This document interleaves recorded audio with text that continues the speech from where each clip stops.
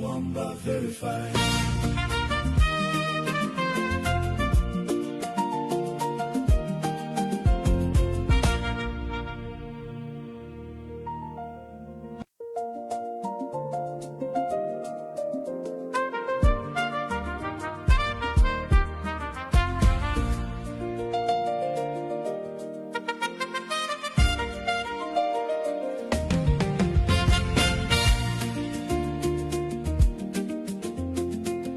Wake up to this morning news analysis show that provide facts, opinions, and reflections. On what the papers say, we frame key facts to provide a balanced perspective, set the national agenda, and focusing on cross-referencing newspaper coverage with primary data, expert and special guests to offer an in-depth look at daily stories. Live on EMV, I'm talking about Mwamba verified.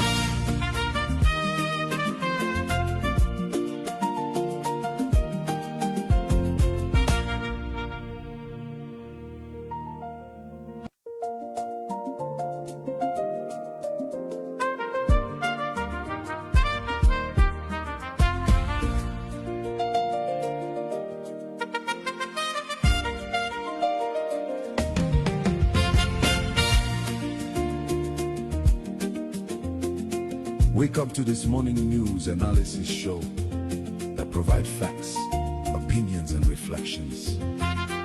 On what the papers say, we frame key facts to provide a balanced perspective, set the national agenda, and focusing on cross-referencing newspaper coverage with primary data, expert and special guests to offer an in-depth look at daily stories. Live on EMV, I'm talking about Mwamba verified.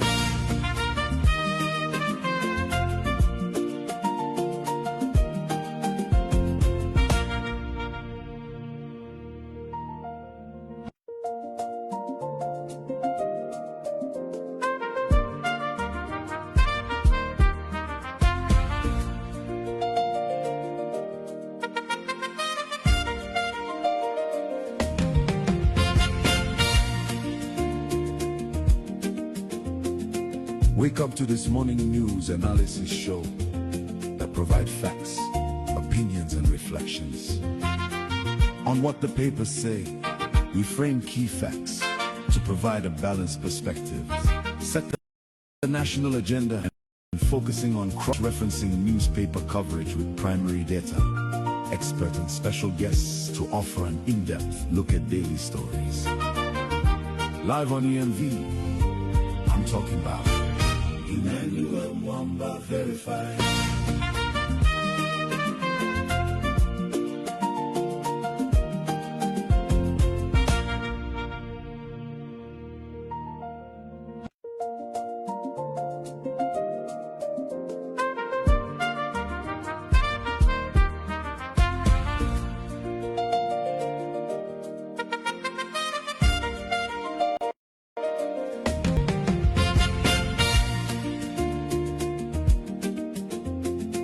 Wake up to this morning news analysis show that provide facts, opinions, and reflections. What the papers say, we frame key facts to provide a balanced perspective, set the national agenda, and focusing on cross-referencing newspaper coverage with primary data, expert and special guests to offer an in-depth look at daily stories. Live on EMV, I'm talking about Mwamba verified.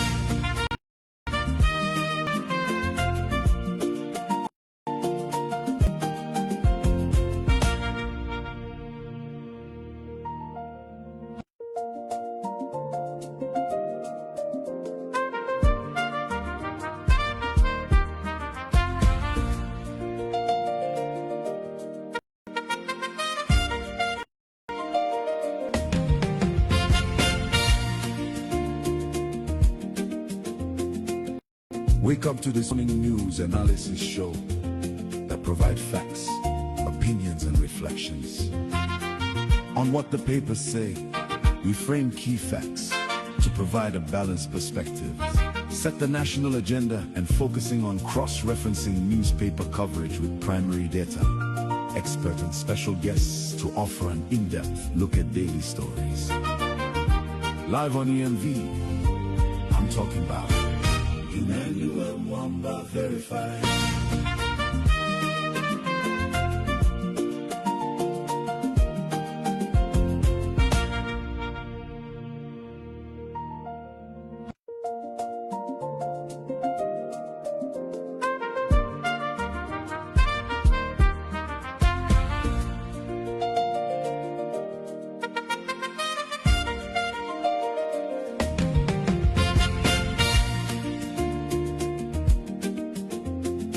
Wake up to this morning news analysis show that provide facts, opinions and reflections. On what the papers say, we frame key facts to provide a balanced perspective. Set the national agenda and focusing on cross-referencing newspaper coverage with primary data. Expert and special guests to offer an in-depth look at daily stories. Live on EMV, I'm talking about Emmanuel Mwamba verified.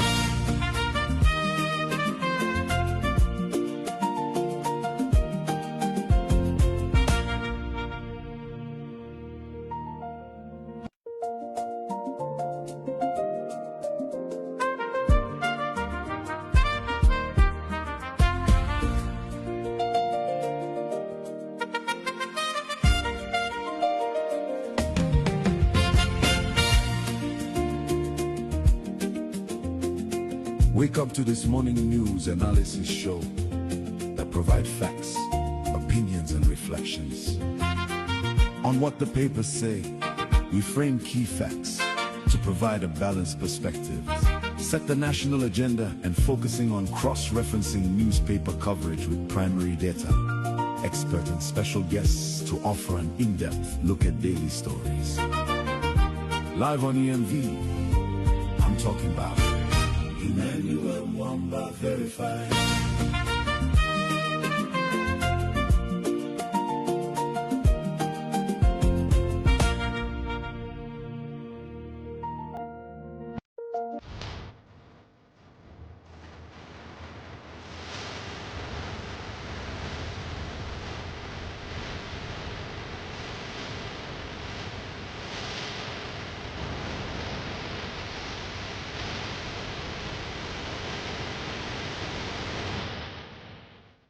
Breaking news on AMV.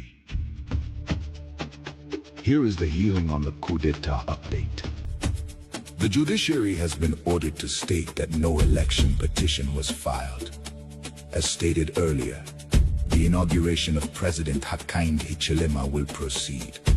Judiciary workers have also been told to report for work, as the security threat has passed. Stay tuned. Mwamba verified.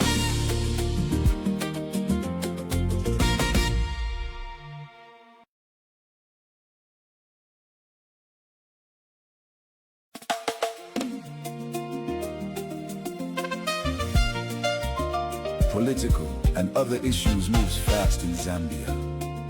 Headlines scream from every screen, but do you actually know what they mean for you?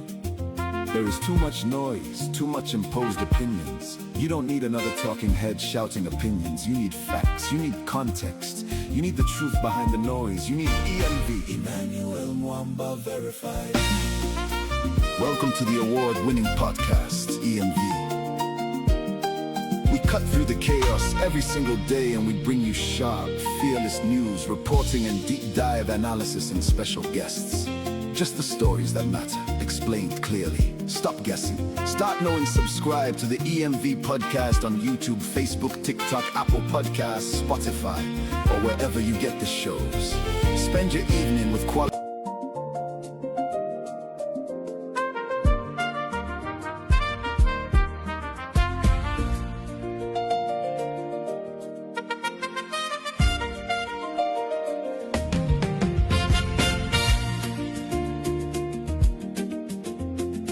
Wake up to this morning news analysis show that provide facts, opinions. opinions and reflections.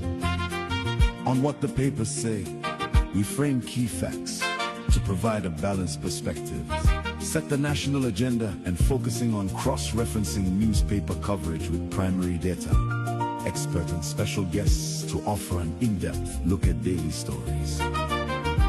Live on EMV, I'm talking about Emmanuel Mwamba verified.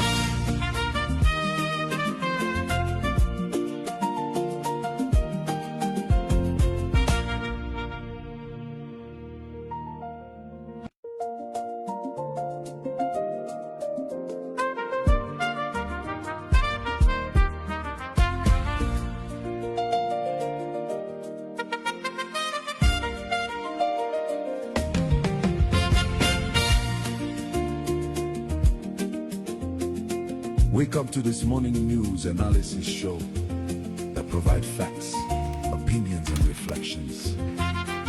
On what the papers say, we frame key facts to provide a balanced perspective, set the national agenda, and focusing on cross-referencing newspaper coverage with primary data, expert and special guests to offer an in-depth look at daily stories.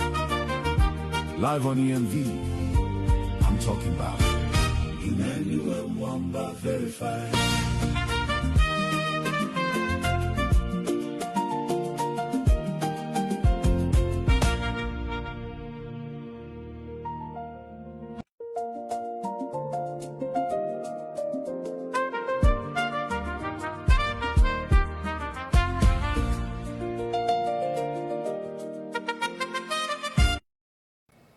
Thank you very much. Let's start the show. Good morning to you all, and may the Lord bless the day. You know, this is a day that the Lord has made, and we shall rejoice in it. Those are the instructions of the Lord, that we celebrate each day, whatever comes. I've got with me my powerful team, our powerful team. Augustine Mkoka, international sports journalist, is now been deep into Zambian politics, and former PS Chanda Kazia. We are missing Dr. Bran Sampa because of the nature of his work, and you know, he's usually on call, but every time he has an opportunity, he does join us. We are discussing the key issues today. Today, the United Nations is expected to release Bran Mundubile and Makebi Zulu to the authorities. We'll discuss in details what that means, what is the implication, why can't we have a better deal than this, why surrender people that to an authority, a regime that will subject them to charges that may result in death penalty, although we don't have a death penalty. That's clearly contrary to United Nations regulations. We'll be discussing President Hakainde Hichilema'S inauguration. Clearly, we have stated here that this is a coup in progress. He has disregarded all institutions, stole an election, and is on his way to be inaugurated in his second re-election. We'll review how the world media have covered this election. It's a sham election. If you look how they've covered it in Paris, in New York, even in Johannesburg, where they've attempted to stifle, the reports internationally have been very bad. Every bad item in our election has been reported that way. So although we are like an ostrich in sand, our nation subjected to the propaganda by ZNBC, the world has been fed with the truth. And we will discuss the ingredients relating to why we are where we are. Let me just bring my team so that we can begin the conversation.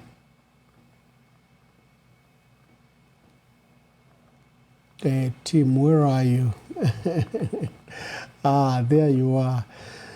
Augustine, good morning, and welcome to today's program.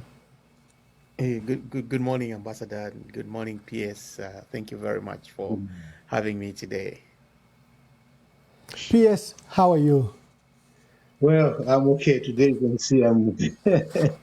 I know you are traveling. I know you are traveling, and you've got various meetings, but we hope Yeah, that we can at well, least glean from you various exactly. views. Yes. So thank you very Yeah. much, Ambassador, and it's a pleasure being here today. And what a memorable, things that we will discuss. And Yeah. I'm looking Yeah. forward to having this conversation. Yeah. Anyway, let's start with the first item. The United Nations, and as I have stated on this program, beginning Saturday, when I alerted you that Honorable Brian Mundubile and Makebi Zulu had walked into the United Nations building, I also alerted you that there was immense pressure on Beatrice Mutale, the United Nations resident coordinator, to surrender the two immediately. She resisted, and she was tasked by the United Nations. Her term had come to an end. A tour of duty, as we call it in diplomatic terms, had come to an end. But they had said she should oversee elections and only leave after that. We demonstrated to you that when she decided to say bid her farewells, State House did not accord her that opportunity. They threw her to the Vice President, who saw her. But the pressure was on. They wanted Brian Mundubile and Makebi Zulu surrendered to the UN. There were even rogue elements that attempted to say we can storm the UN, extricate Brian Mundubile and Makebi Zulu. Then, the state would deal with the fallout. The president can fire one so-called commander who will have led that assault. They were planning to do it that way. But I think there were many voices of wisdom who said, Mr. President, will have crossed the line if we storm a UN facility.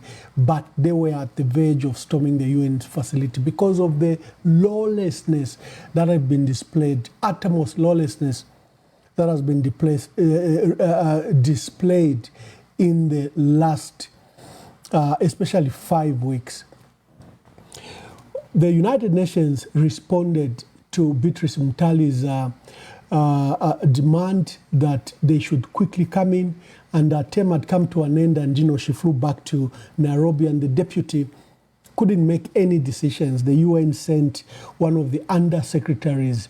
To date, they have kept his name or her name very, very quiet. The media have not mentioned how I was scanning the UN documents. The UN documents also just simply say a special envoy. In some cases, they're saying a special rapporteur. In other cases, they are calling the person who has come to Lusaka as undersecretary. No name so far given. Maybe it's for security reason, we don't know. Over the last 4 days, this person has been shuttling between Brian Mundubile and Makebi Zulu and State House and Cabinet Office. President Hakainde Hichilema'S insisted that Brian Mundubile and Makebi Zulu must face the treason and insurrection charges, and that they are not above the law, and that the sanctuary they've sought cannot protect them from the criminal liability that they should answer to. Brian Mundubile and Makebi Zulu, of course, have dismissed these allegations. They are false allegations. Just a day before the raid, or after the raid to his home where Mtoto Kafoya was killed, the Secretary to Cabinet issued a very optimistic public statement, public SMS to all phones in Zambia, telling them that there are no militias, there is no insurrection, there are no shootouts, there are no abductions, no one has died.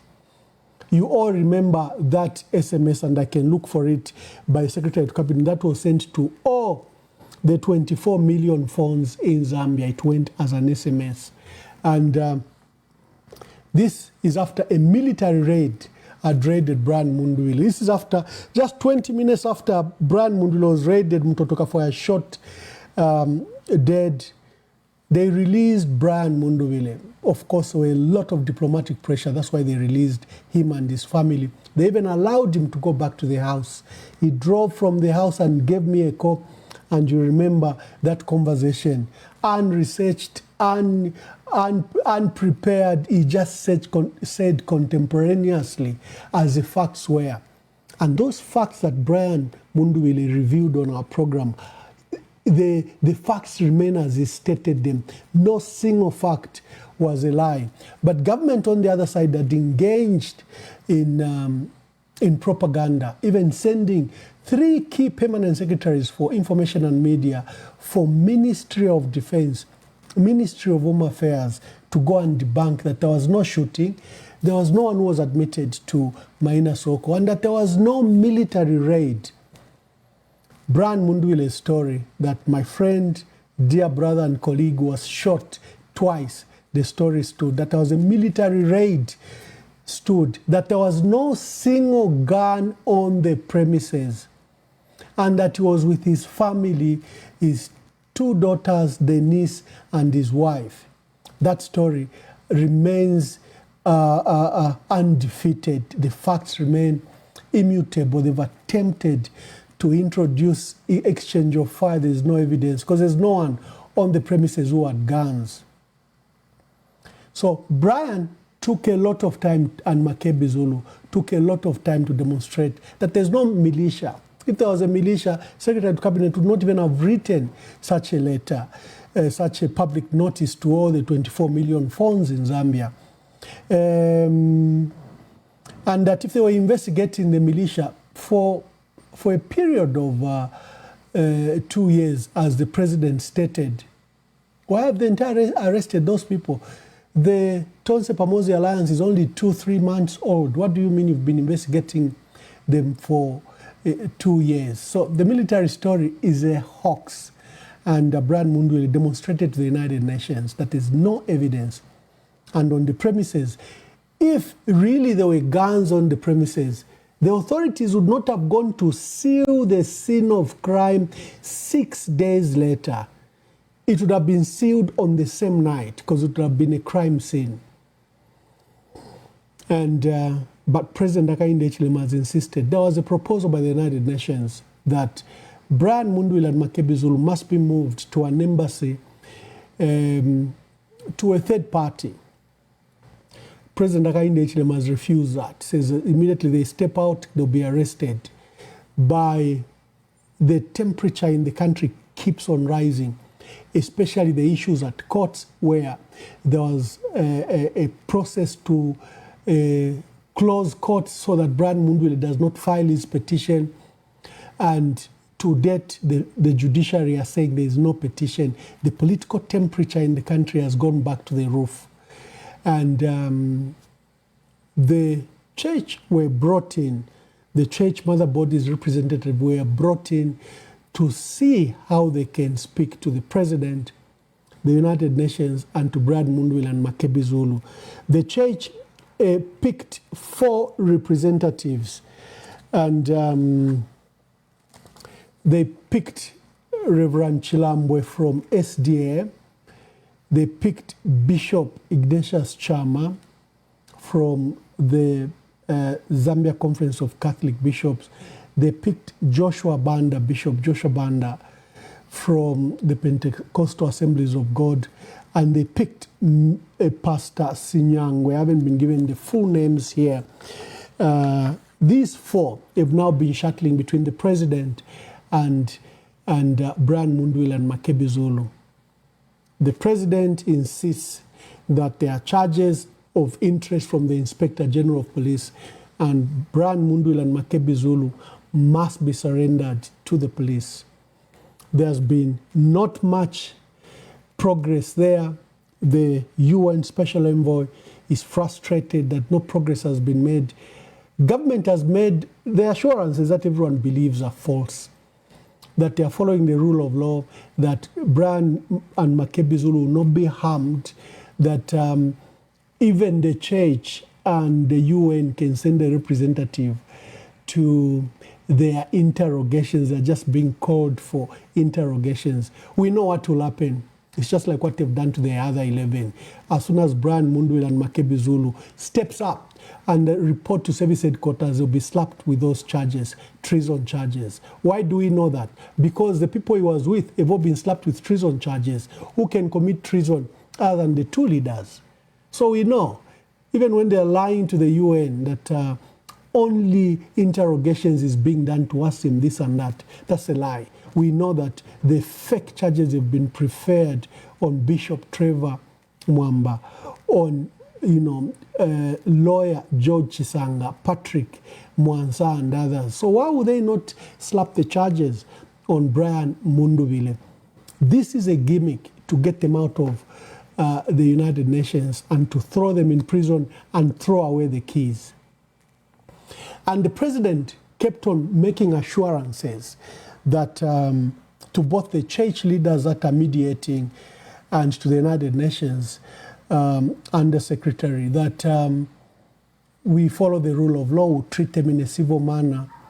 And that's extremely ridiculous. This is a man that has broken the law, has suspended the constitution, has just stolen an election in a brazen manner, as reported by various international media, and has the audacity to stop an election because his rival is leading, has the audacity to close courts of law because his rival is about to file a petition. This is a man we should trust that will follow the rule of law when he has suspended the Constitution. How has he suspended the Constitution? He's practicing state of emergency powers without declaring a state of emergency. The state of emergency requires that you pronounce it for 24 hours and then you take it to Parliament. Here, he's exercising powers of state of emergency, is locking up people in prolonged detention without recourse to any charge or appearance in court. Those are exclusive powers of state of emergency that he is practicing. Is conducting raids without search warrants.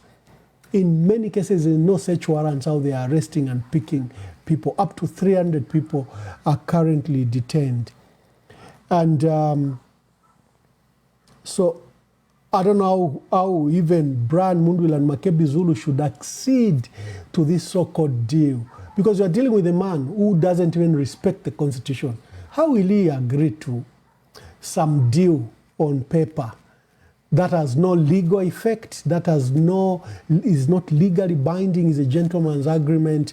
I feel for Brian Mundubile and Makebi Zulu. Truly, truly, I feel for them as they'll be handed over today. So what is expected to happen today is that when the day breaks by 8, 9 o'clock, Brian Mundubile and Makebi Zulu's lawyers are supposed to come into the United Nations.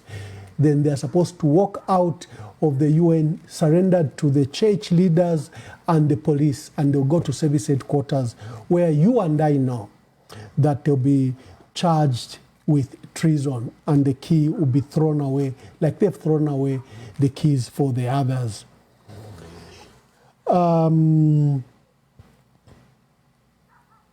We can trace why we are where we are now. 3 weeks ago, before elections could take place, we were preaching here, and maybe we made mistakes. We went public, demonstrated to our people, because ECZ was not conducting voter education. For 2 months, we've been conducting that voter education. We told our people, go with your pen, go and vote, protect the vote. Party monitors, ensure that you sign that Gen 20, ensure that you get a picture of it, ensure that you get a copy of it. So go and vote, form, a polling station committees, strengthen yourselves. The UPND might come to attack your party agents, support them, don't be in the polling station, but go to the polling station to count. That process seemed to have worked very well. And when we started counting, Brian Mundubile was leading everywhere. And we saw first sign the following day was a military raid on Brian Mundubile, and then Kalufianya storm polling stations, trash the thousands of votes by our people, put them in the sewer lines, in drainages, in some cases, Vale on Tabayasha, Ichimbirimbiri. And the ECZ used that as an excuse to then close the counting for a period of 8 to 12 hours. Then we saw the soldiers turn up at major totaling centers. We saw the soldiers help alter results, confiscate Gen 20s, and we saw the results being announced by ECZ in a controlled process to attempt to show that Hichilema was leading the entire time. And as if that was not enough, Hichilema was declared as winner of that election with 1,100,000 votes over, let me see if I can get this document that is very important to what we are discussing. Will I remember his name? Because I want to finish the thoughts before I bring in my team. Let me just play. Kindly indulge me. Let's just play. Or maybe I leave my colleagues to. Oh, here I found it. So there you are. There you are.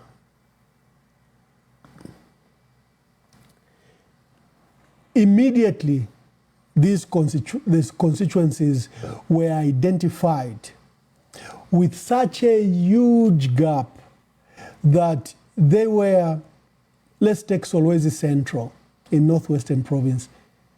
President Hichilema, all of a sudden, Mwangala Zalumis announced that he had gotten 54,000.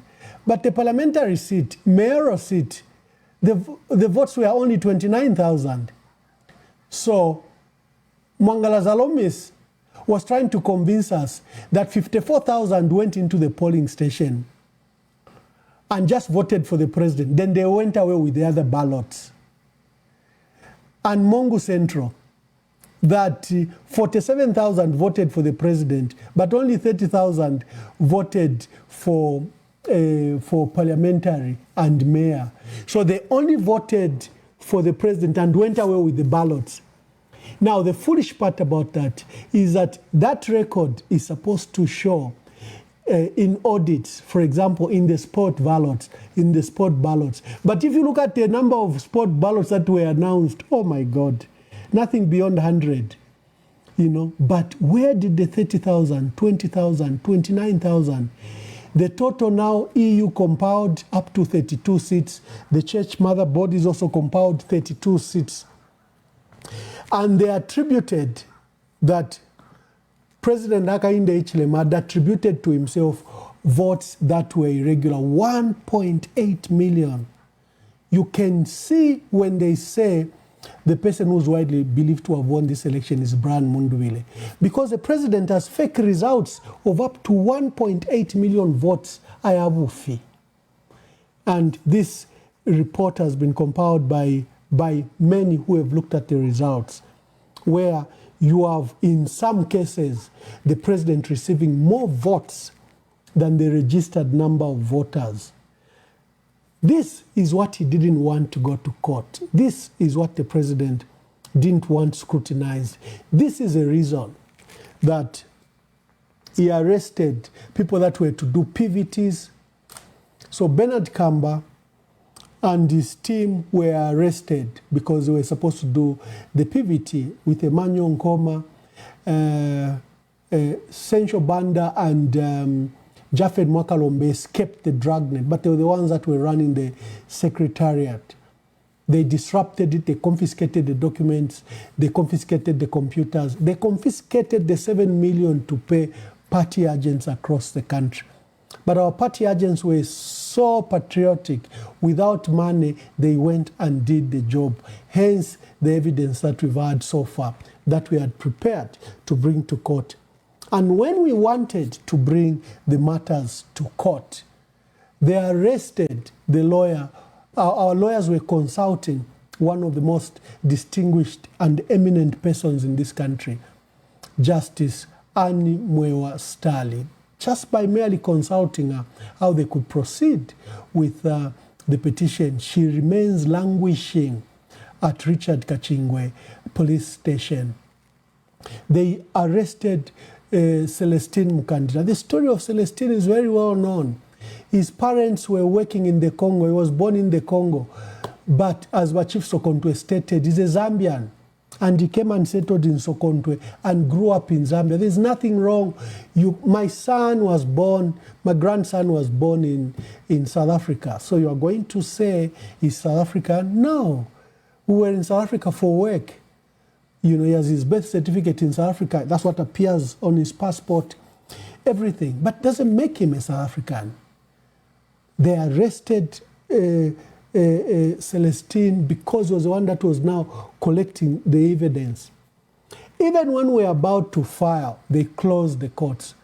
Lucky enough, there are two people that have prepared people's petition, Linda Kasonde and Charles Longwe. Charles Longwe filed in the petition. The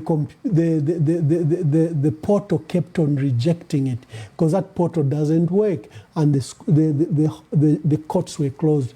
Linda took the initiative and sent to the Chief Justice. The Chief Justice was so gracious that he issued an official statement to acknowledge that a petition had been filed through his private mail, and he had used his his office, his powers and administrative powers to refer that petition to the Constitutional Court. We are hearing ugly things against the Chief Justice. The events will emerge. Someone was even saying, Ambassador, you need to read about Skinner in 1967, our Chief Justice Skinner, who they sent UNIP thugs to hound him out of office. It was an ugly scene, ugly period in the life of our judiciary. And he was hounded out because the judiciary, one of the judges had given, had discharged some suspects. I think some Angolans were arrested. It was during liberation movement. Some Portuguese Angolans were arrested, but they were not tried. So a habeas corpus was sought, and the judge released those. And then there was pressure on that judge. And then Skinner, as Chief Justice, defended the judge, and UNIP thugs stormed the chambers of the Constitutional Court, of the Supreme Court, and beat him up and hounded him out of office. A distinguished man left in a humiliating manner. Malawi gave him a job as Chief Justice. I will follow up. I need to reflect and refresh myself. So they are saying something similar has happened to Mumba Malila. For those that have details, people that are connected, lawyers and others, please let us know the details around the Chief Justice. But people are comparing to what happened to Skinner's having happened yesterday. And as, okay, let me just, I need to take this call. Augustine, give your thoughts as I take this call. Where is Augustine? Augustine has, okay, let me start with Bachanda. Bachanda, give your views as I take this call, something urgent. Okay, yeah. Wow. It's a very glaring day for Zambia. I know that when I hear the historical background that the ambassador has just given and what is currently happening, we are moving way back in history. Instead of progressing, we are regressing. And we are regressing to a time that we left probably 40 years ago. We are going into the default pattern of 40 years ago. If you see what is currently happening and the systematic way in which our democracy is under attack and is being destroyed right before our eyes, it will be very, very difficult to mend once we go past this stage. I'm not sure what will happen to Honorable President Mundubile and is the running mate, Honorable Makebi Zulu. Zambia could either become or go deep into crisis.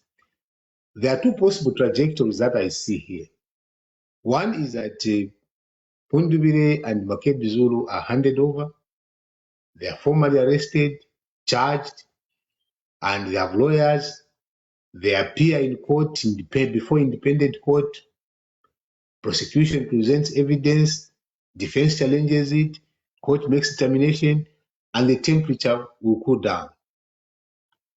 Scenario B, which I am thinking is likely to happen, is they are arrested, charges will remain vague,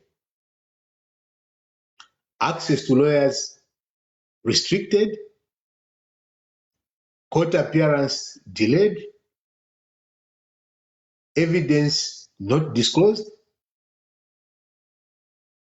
Other opposition supporters will be continuously be arrested. Kafuaya's investigation will likely remain unresolved. The result will be that the handover could be really a catalyst for much bigger political crisis. So those two scenarios are the scenarios that I see might be at play.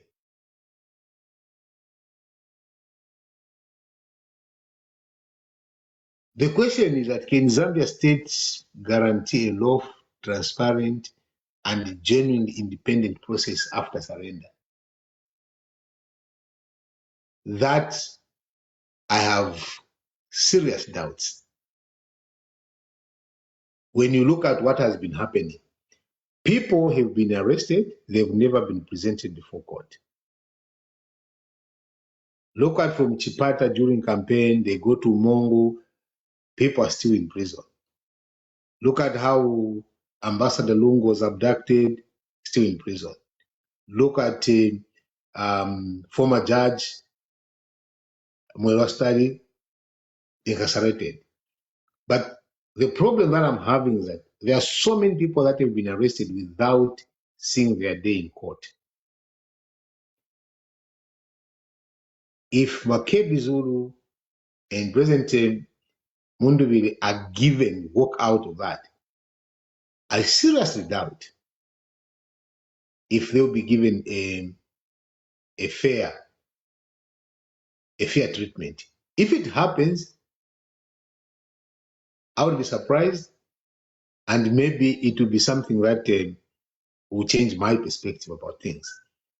But from the look of things and the number of people that have been, placed under custody, and then coupled with the death of Mutotwe Kafuaya, which senior government officials, party officials were mocking.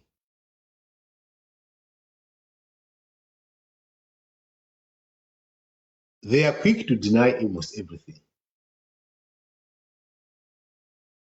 The biggest problem that UPND has is that they will say one thing and do exactly the opposite. And when you complain about what they've said, then they say, oh, but in the past, President HH was arrested. That becomes the answer for the current scenarios. Questions will still be arising. What exactly happened during the operation that resulted in Mutotwe Kafuaya's death? Who authorized that operation? Why is it that most of all the people that are detained, probably out of the 300, maybe 1/3 have just passed through court, others not. Others we don't even know where they are. Now, Thank you very much, Wakalamba Lekeni Mpuishe. Thank you for helping me fill up.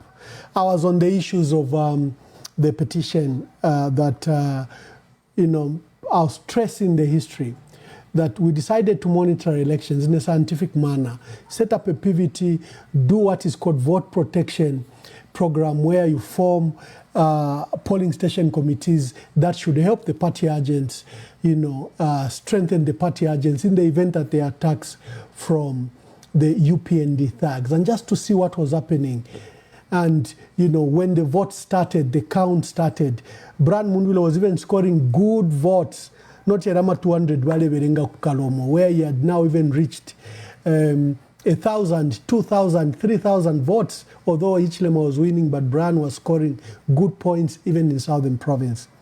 And I was going that we saw then the soldiers storm polling centers the following day. I've narrated the issues where results were altered, candidates were given like sweets, and I just gave you that particular chart that has been quoted by the EU, the 32 seats that are giving President Hakainde Hichilema dubiously up to 1.8 votes that are not his. This chart, you should look for it. Now there's a fresh one with 32 seats that shows that President Hakainde Hichilema has up to 1.8 million votes attributed to him that were not his votes.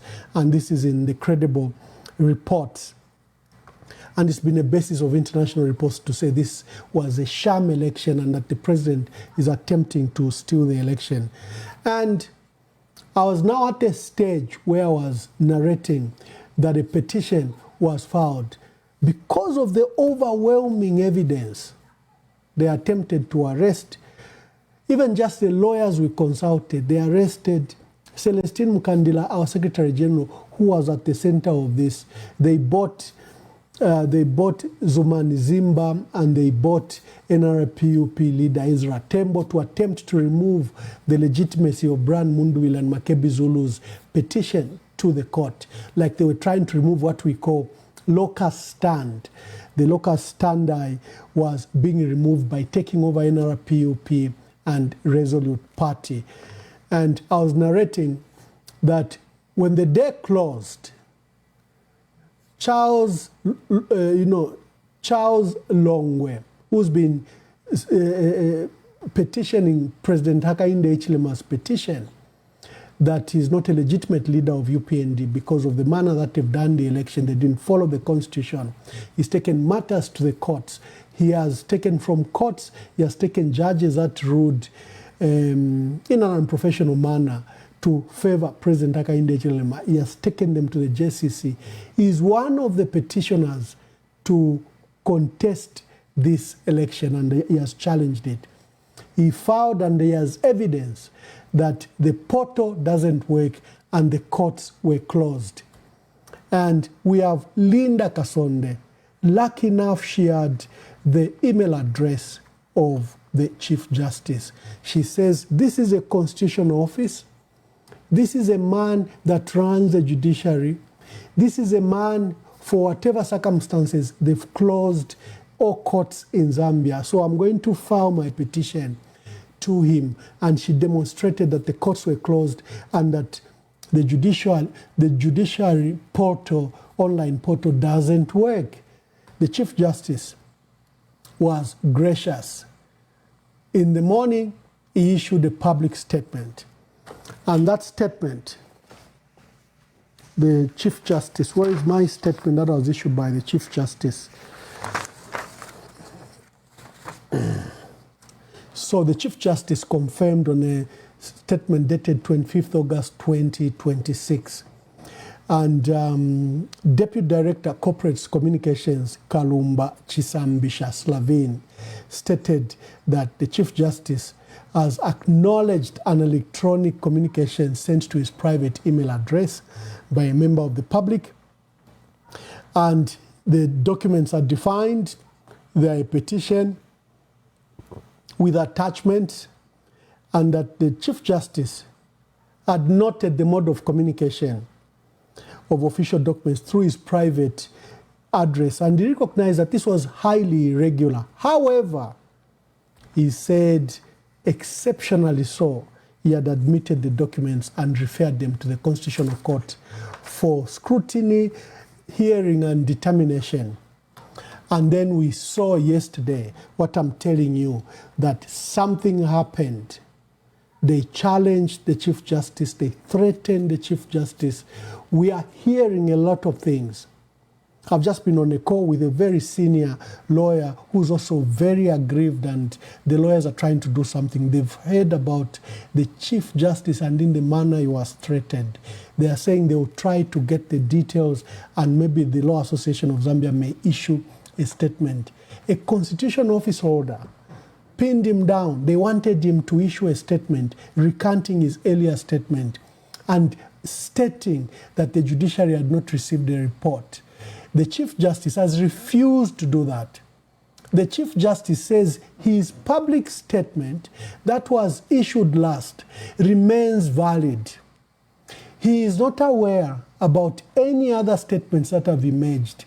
Such statements as that have been attributed to a junior. We understand that Hichilema'S issued a statement that there was reiterating her earlier letter. But who is Hichilema'S and the Chief Justice? The Chief Justice is a constitutional office holder. So we'll leave the threats that have been issued to the Chief Justice, not for speculation. We'll leave it to the Law Society there. The Law Society must probe these threats that have been issued to the Chief Justice, must probe a statement from the judiciary that has been issued without his authority. The statement that is saying there is no petition and therefore Kangwa Patrick can go ahead and swear him in from the Chief Justice. I have just established a few minutes ago that statement is not official because the Chief Justice did not authorize. It's just a collusion between Patrick Kangwa, who's gone round the Chief Justice, who's being threatened, his life is being threatened, and they are trying to make him recant his own statement. And the Chief Justice has refused to recant his statement. The statement he issued that he received the petition from Linda Kasonde and has since submitted it to the Constitutional Court. The letter of the Chief Justice that was in public domain remained valid, and I'm being made aware that Hichilema'S has issued this statement with Patrick Kangwa without authority from the Chief Justice and from the office of the Chief Justice. So you can imagine how they are undermining institutions.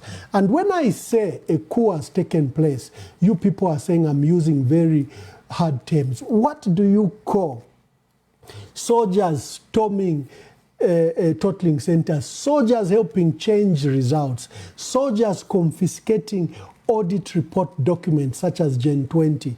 What do you call that? What do you call Mwangala Zalumis announcing fake results, refusing to verify the results that she's announcing? What do you call this fraud? This fraud that has attributed up to 1.8 million votes to President Hakainde Hichilema fraudulently. What do you call that? What do you call the closure of courts by the president? What do you call that? What do you call the deployment of troops in our townships and compounds without a state of emergency being declared? What do you call that? A coup has taken place in Zambia by the president. His mandate expired. His mandate expired. We must be very clear. He's a transition president to hand over to whoever is elected. He purports that he's been elected. Our duty and the duty of citizens was to test whether he was properly elected in light of the evidence that has emerged that the ECZ has attributed up to 1.8 million votes to him that he didn't receive. We want to test that information through an electoral process, through a constitutional process, through an election petition. He has thwarted that process. And as I can inform you here, is that the Chief Justice has not recanted his earlier statement. The Chief Justice is currently being threatened and was threatened yesterday. People are attributing it to the 1967 Skinner. I don't know what went on. It's up to LAS to establish those facts. It is within their ambit to do that. And Of course, not forgetting that he ordered a military raid on his chief rival and ordered this execution. They were looking for Brad Mundubile and Makebi Zulu. They ended up shooting Mutotwe Kafwaya. And as we've heard, that they thought that that was Makebi Zulu. Someone says, Ambassador, are you aware that even a young man that sold Starlink for PVT was also arrested and detained? Mwamona. Nomwa icho waka elefye, ka initiative wa Dar es Salaam ayasenda ma Starlink atashitishe abarepangama PVT na bamedia na omwana bali mu ikatoyo. Kindly send me the name of the young man that you say was arrested. So let me bring in my team now to assess the facts. The main issues we are running with is the alarming information, things that to occur this morning.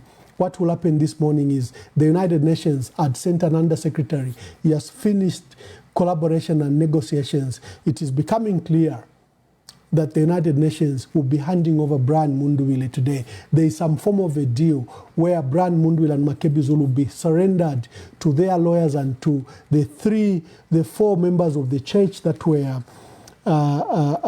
appointed, and they will take the two to service headquarters or to the police to answer these charges. But I was telling you that you and I know what will happen. Their co-accused are already slapped with treason charges. They will do the same to Brian Mundubile and Makebi Zulu. They will slap them charges, and the commitment that President Hakainde Hichilema'S made to the UN, that they will be treated well, there will be no abuse, they will not be tortured, they will not be beaten, they will be subjected to the due process. You and I know that's a lie. You and I know that's a lie. You know, if they can torture George Sanga, if they can torture a poor young man, a Lusaka businessman, a Patrick Mwansa, if they can beat him in the manner, if they can kill Mutotwe Kafwaya, why would the word of the president be valid? If you have a man who's invoking a state of emergency powers without declaring one, the man who's suspending the constitution, the man who's closing courts of law, the man who halted counting because his rival was beginning to be reported as leading. Can this man honor his word? To the two young men, he has spent the last 6 days vilifying that they put up a militia, that they sent people for training. He has put up videos on your public broadcaster, and you have watched them. He has raised hatred against them, that they are militia leaders. Will he treat them well? Is his word valid? You and I need to pray for Makebi Zulu and Brian Mundubile this morning. You need to be on your knees. You need to be on your knees. If you're not praying, I don't know what you will do. But this is what will happen this morning. If President Hakainde Hichilema was decent enough, he should have allowed Brian Mundubile and Makebi Zulu to leave the country. Make assessment when they are, because where they are, they have no phones. They can't reach any of us. They can't reach their family members. They are supervised. The last 7 days, they probably haven't even been watching these broadcasts. So their information available before them is extremely limited. And they might accept. They don't know that he has raised a hate campaign against them on ZNBC every day, that they are militia leaders, that they wanted to take over the country in an unconstitutional manner, that he's hiding the fact that he has lost elections. He's hiding the fact that his soldiers stormed polling centers and and totaling centers. He's hiding the fact that he closed the courts. He's hiding all these facts. He wants to shift the blame to Brian Mundubile and Makebi Zulu, that they are militia leaders. They are causing insurrection in the country, that they are bringing insecurity against him. And all they did is participate in an election. All they did is receive overwhelming support from you. Augustine, please take over. Let me leave this to you. Augustine, where are you?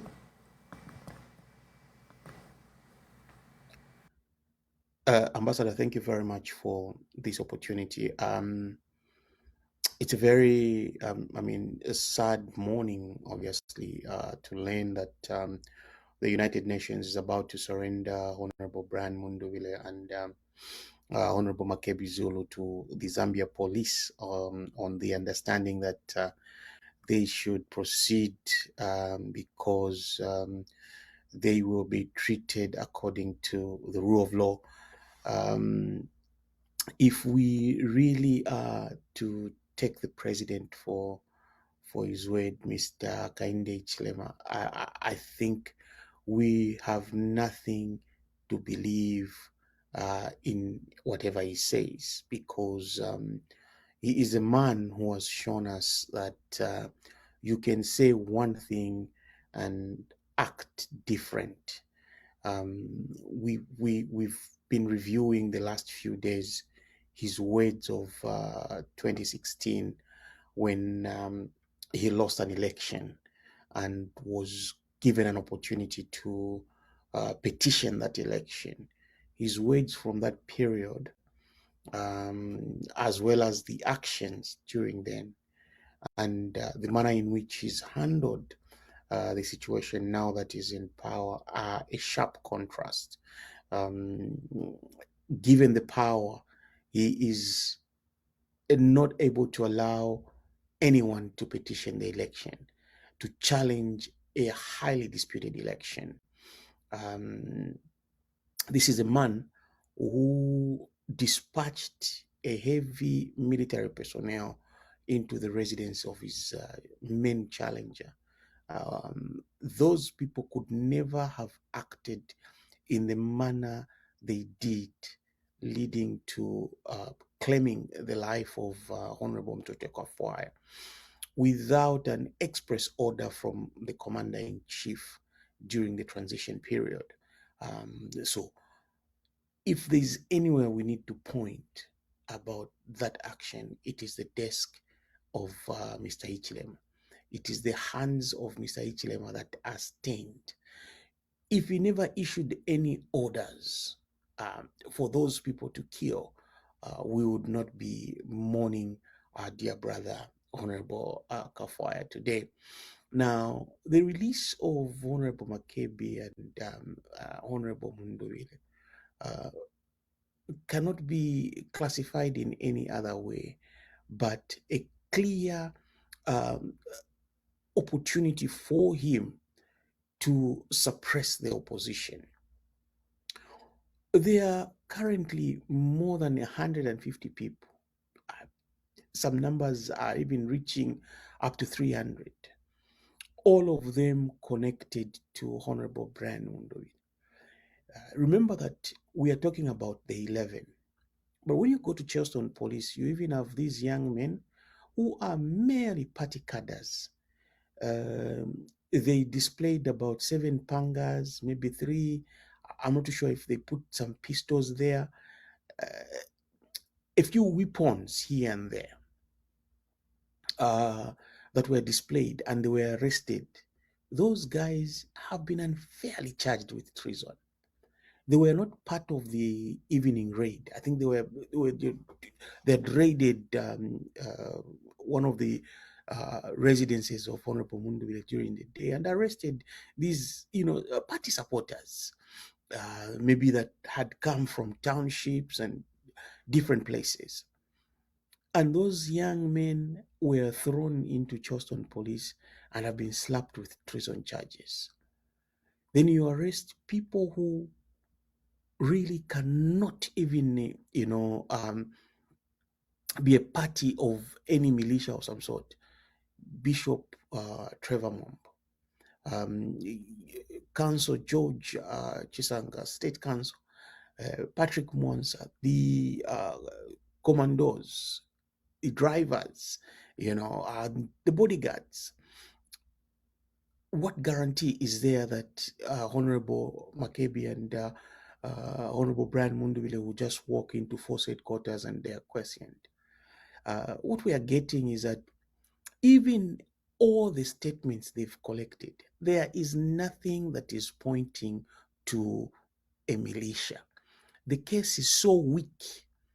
it's an extremely weak case, but being driven by a person who's paranoid, a person who believes that seeing Honorable Brian Mundubile and Honorable Makebi on the streets will make his operations very difficult. Yes, there is no one. There are very few, apart from UPND cadres and their surrogates. The country is disappointed. There is no genuine joy about this victory or so-called victory. This man is imposing himself on the country as a president. Like you have said, he is committing a coup d'etat, and this is an unpopular coup d'etat, because there are some coup d'etats that when the military takes over, people are even happy. People can even go to the streets. But this one is a coup d'etat where the military is involved and the people are not happy. The people are scared. But there is no joy in any Zambian seeing President Hakainde Hichilema. Any genuine Zambian in seeing this gentleman impose himself, become an imposter president on our country. He's stealing a second term in broad daylight. He has done everything he could to avoid a possible challenge, even through the judiciary. Now we are learning that even those statements that were flying around yesterday could have easily been forged. I got a few phone calls saying, no, these are not genuine statements from the judiciary. The Chief Justice issues a statement in a specific way, and these statements that are coming off the judiciary are not consistent with the Chief Justice position. But these are the same people undersigned who've been issuing this statement over this period from the judiciary. And people are asking, where are these statements coming from when the judiciary is closed and people are not working? How are people issuing these statements? So I think we are in a crisis. And Mr. Hichilema should know this is not the way to run the country. This is not the way to impose yourself, because the people have rejected you. The majority Zambians have rejected. Yes, we do not dispute the fact that there are few who cast the ballot in your favor. There are few who elect you, but this is clearly a stolen election. And if it's a stolen election, it becomes very difficult to govern. And that's why we see any form of opposition being frustrated, being suffocated, and dissenting voices being suppressed.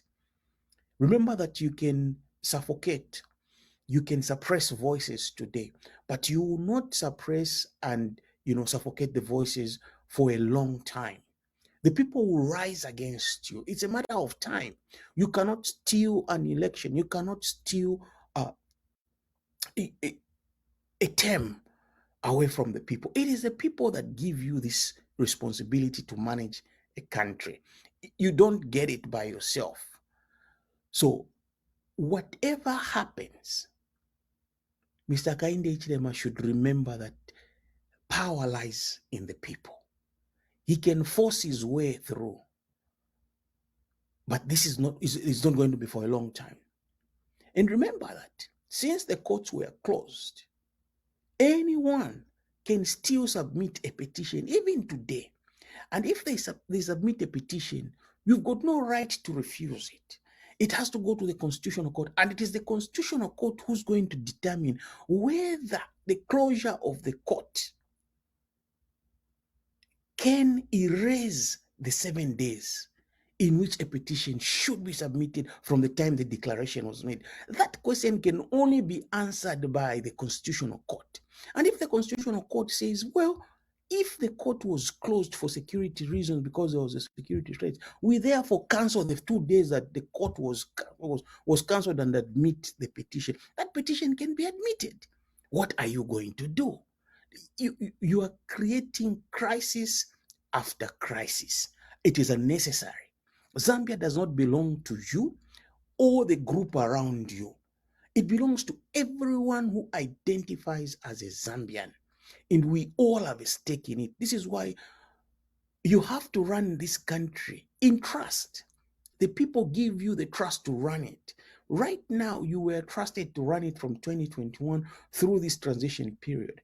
but the process has been chaotic to an extent that you have had to shed blood of an innocent man acting on flawed intelligence information that there is a militia when in fact there is no militia in Zambia, because the security system that Honorable Brian Mundubile put together is no different from the security system that President Mr. Hakainde Hichilema himself put together.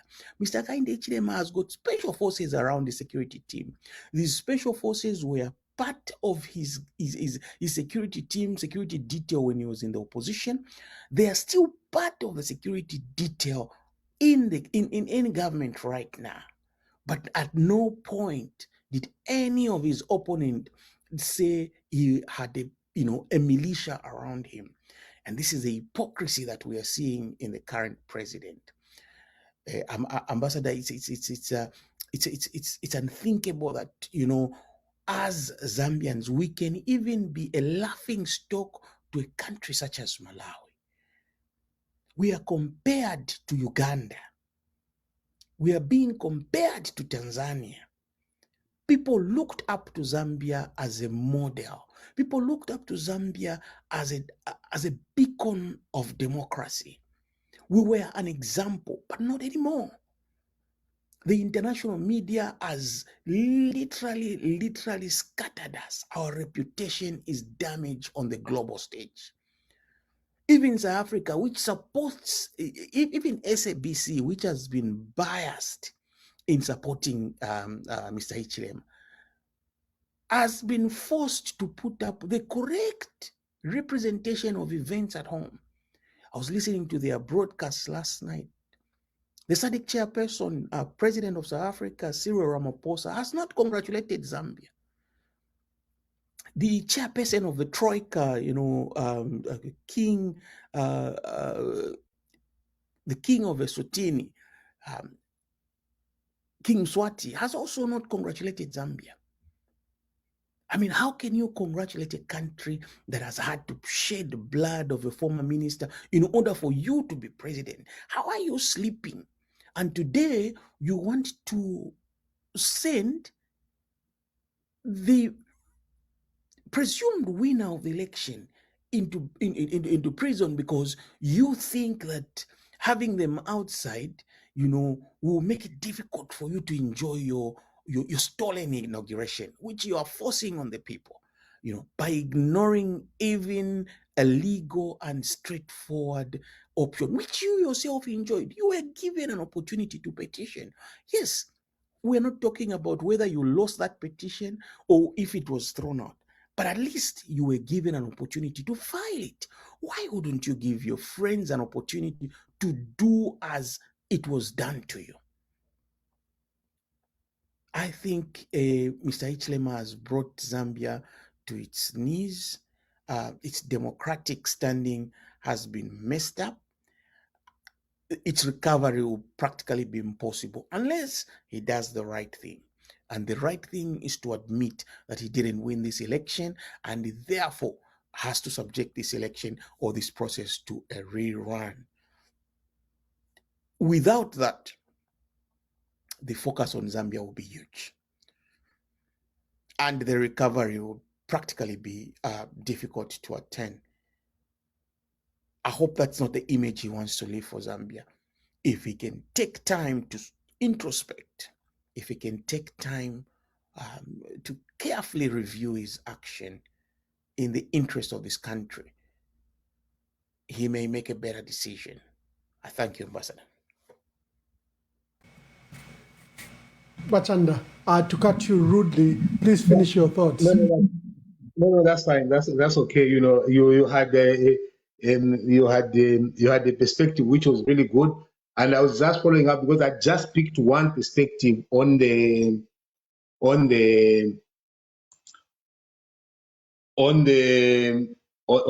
UN giving up on President Mundubile and the Honorable Makebi Zulu.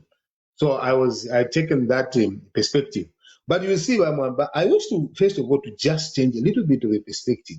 I want to go after the serious men within UPND, the ones that feel betrayed to this level as well, to this extent. Because there are so many of them. But why are they quiet as well? Why can they stand up and support the Chief Justice? It is on this forum, Mamamba, where we call the Chief Justice, but Chief Justice, the ball is in your court. You have immense power, and you have been a man of integrity from the time that we've known you, some of us. We were proud when we saw you assume to that office. And for me to hear the Chief Justice has maintained his grounds, that is the Mumba Malira that the country is looking for. That is the Chief Justice we are looking for. Let's see if you say no to swearing him in and see who is going to swear him in. Don't be part of this. I was almost using bad language. Don't be part of this evil. Stand your ground, Chief Justice. The entire country is looking up to you. There is no way you are going to allow someone to make their work so easy by making yours difficult. That is what the UPND and the president have been doing.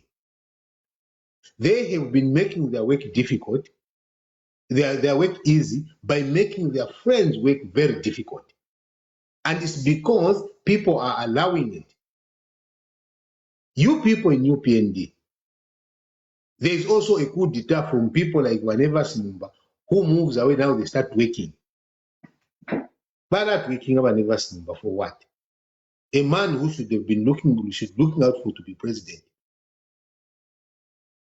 Via stage violation.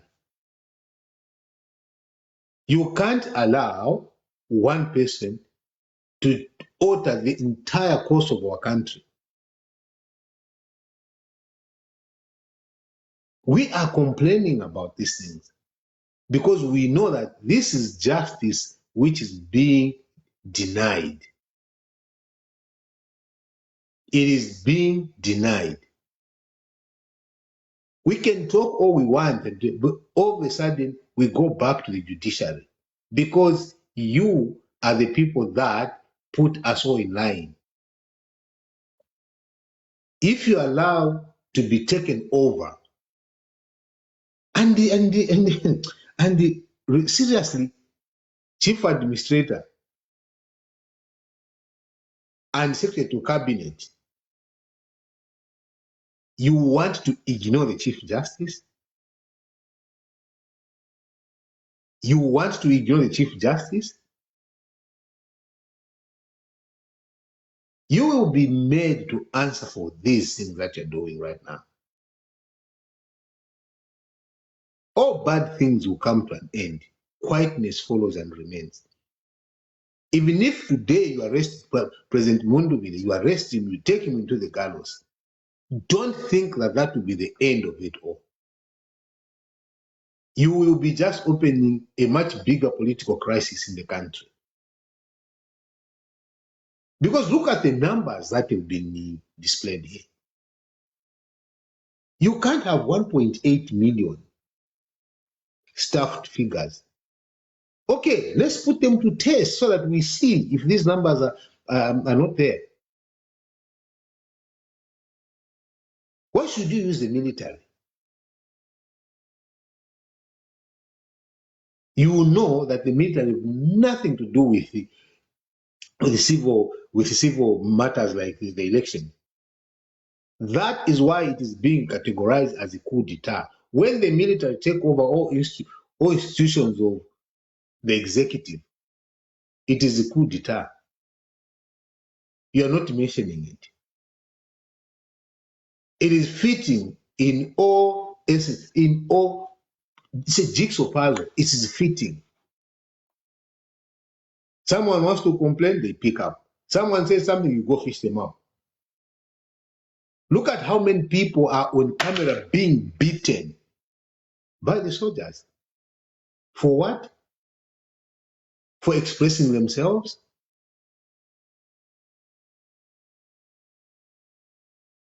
We can't have such a scenario. But you want to destroy the entire country because you want to move. When people say no, respect the no. If you think people are not fair, they have evidence, let it be presented to the court.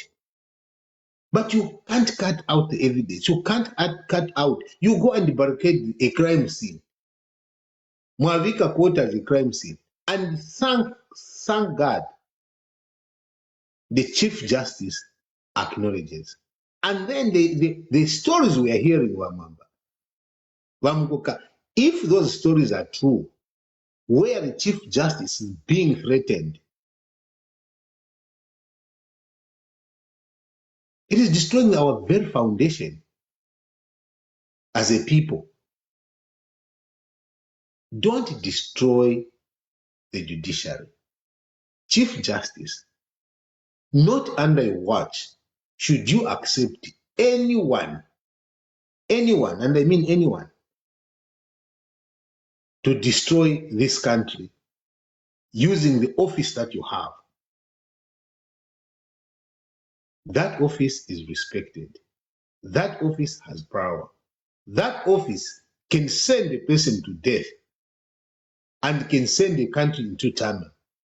Don't allow it from any politician to get in there and manipulate you. The Zambians are with you. Many Zambians are with you because we have been doubting the judiciary. Remember on this podcast, I said even today, I still believe that there are good people in the judiciary. They are good people that can stand and say no to this thing. Refuse. Right now, they want to bring President Mundubile and Vice President Makebi Zulu to you. They want to bring those people to you because they have no power to adjudicate or pass a sentence on them. They are bringing them to you, Chief Justice, and your team. And you have seen where this is coming from.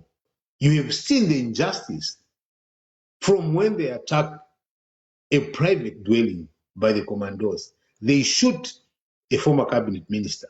Then they deny it. After they deny it, they mock. They don't just deny it, they start to mock the people that are complaining. They mock the families.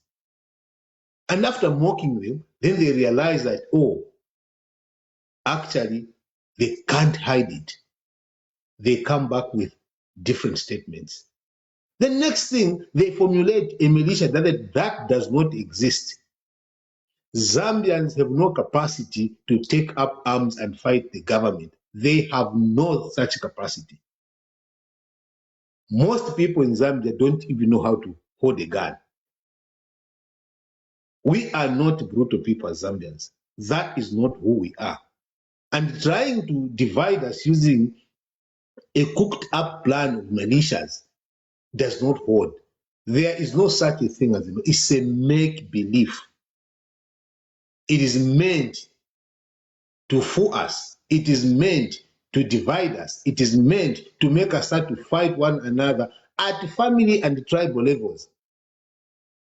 There is no one killing there. Right now, the only people that are killing are the soldiers and the security operatives. They are the only ones killing.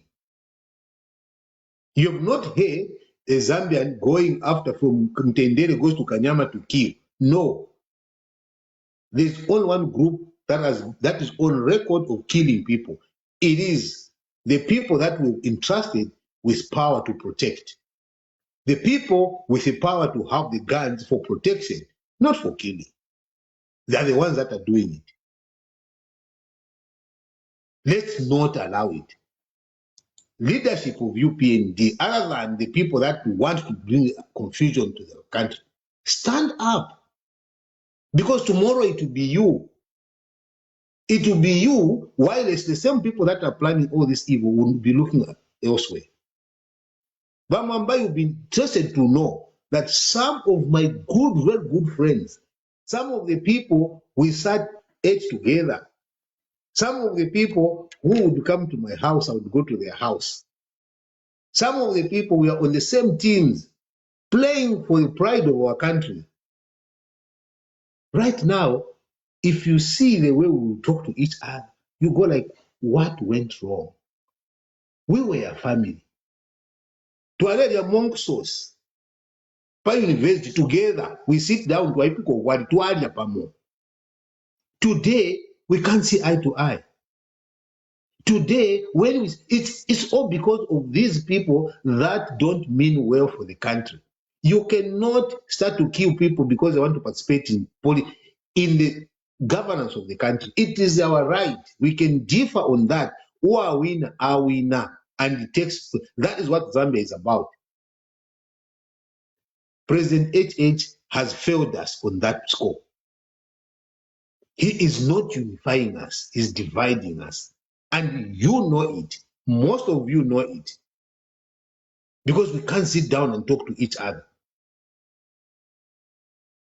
You will know, oh, it's the president making the decision. It's the president making the decision. These decisions border on the presidential power. Why is it that we are seeing the presidential power being used in a different way? President Mundubile and the Vice President Makebi Zulu are about to walk out, and they are coming into this society. This society, the police, you receive them. Think about what would happen if it were you who was seeking public office and the same things are done to you.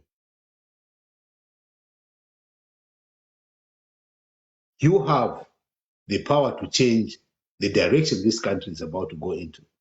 Once we pass this stage, to come and unify. The issue of revenge, we must not allow revenge to take root.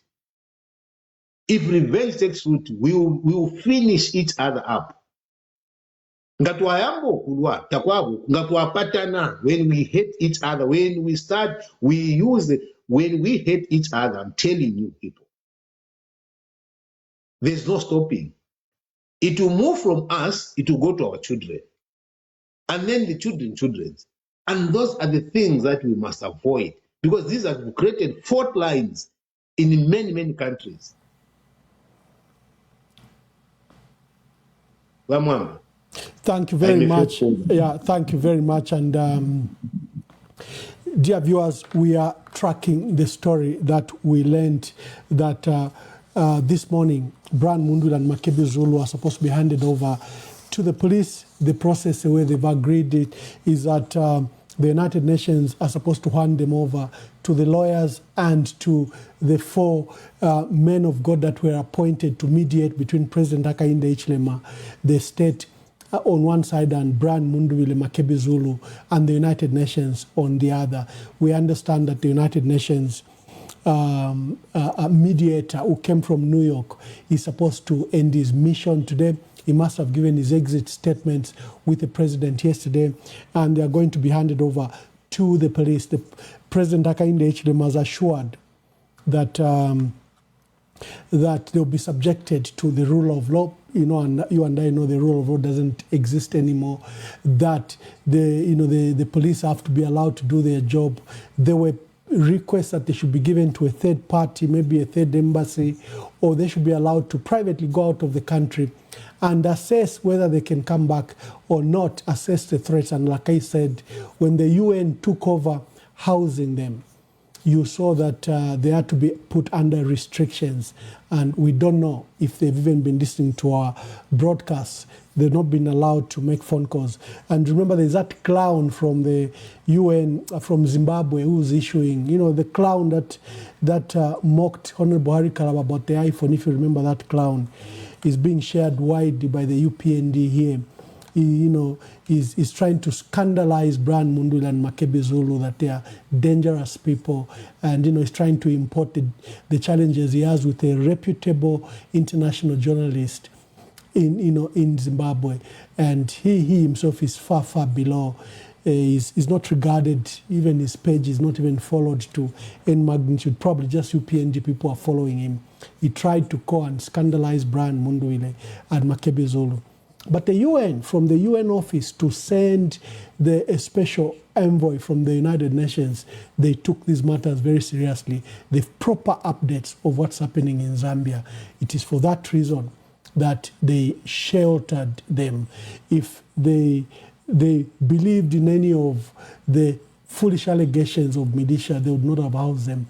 And Brian Mundubile and Makebi Zulu, if they were militias, they would have gone in the bush, not to a civil process like the UN, you know. And that's a story we are tracking today, that are expected to be released, that there were 4 senior members of the clergy that were appointed. We are also tracking the story at the courts of law. The Chief Justice's statement remains valid. He received the document and he surrendered it to the Constitutional Court. Attempts where they arm twisting the young lady to issue Nalishevo Imata, someone signed on her behalf some statement, that's a forgery.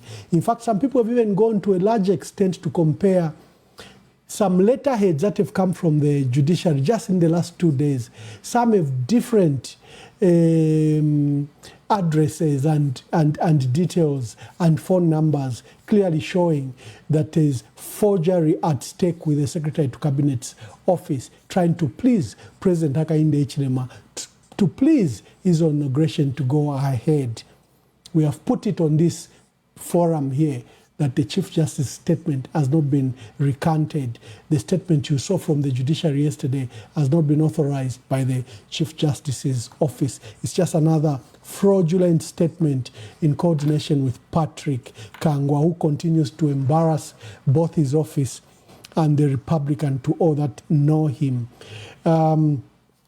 We've been tracking a story from Tanzania where the vice president resigned, and there were speculations in the media, in the social media in Nairobi and Dar es Salaam, that the vice president had finally resigned. The straw was the allegations that Tanzania sent soldiers to Zambia. That matter hasn't been reported other than in social media. But I was intrigued because I remember Brian Mundubile at his last press conference telling us the threats on his life and that there are foreign soldiers that have come in the country. Just listen to what Brian Mundubile said on his last press conference. I think that was on the 11th. They are trying to intimidate you. They are trying to instill fear in you. Like I have said, Zambia is not Tanzania. Zambia is a Christian nation. Zambians, Christians right now are fasting. They are on their knees. And Lord Almighty will show that he reigns supreme. At the mention of the name of Jesus, in case you wanted to know, every knee shall bow and every tongue confess that Jesus Christ is Lord. That's what gives us the strength. The UPND cannot win this election. Never. Yes. There is no miracle they can perform to win this election. So they've now resorted to a Tanzania formula. Zambia is not Tanzania. Zambia is not Tanzania. This is Zambia. This is Zambia. Our God, our Lord, shines his light upon this country. This is a Christian nation. Every Christian is on their knees today to pray. And we shall emerge supreme as Christians. So for those that think they can import ideas that worked in Tanzania into this country, you've got it all wrong. So my dear colleagues from Tanzania who've been hired, please get out of this country and go back as Christians. So for those that think they can import ideas that worked in Tanzania into this country, you've got it all wrong. So my dear colleagues from Tanzania who've been hired, please get out of this country and go back. We are very concerned by the decision of the judiciary to effectively close down all courts in Zambia today on a ground which is very vaguely and very ambiguously stated as security concerns. Now, we recognize the responsibility of the judiciary to safeguard judicial officers, staff, litigants, and even court premises themselves where a genuine security threat exists. But I think the gist of the concern we have really is that the timing of this decision falls within the post-election period, and in particular on the last day of the constitutional window for commencing proceedings to challenge the presidential election results. Now, it is of course already on a public record that one of the aggrieved presidential candidates has indicated their intention to challenge the results. And so it is very troubling that an administrative decision that will effectively serve as a stumbling block to the commencement of that intended action appears to have been made really with no or very little regard for the harm that will be occasioned on that aggrieved candidate's constitutional right. Now, in the midst of a very heightened political tension, the state really should be encouraging aggrieved political actors to seek judicial redress rather than creating circumstances or conditions that make it very difficult for that process to actually take effect.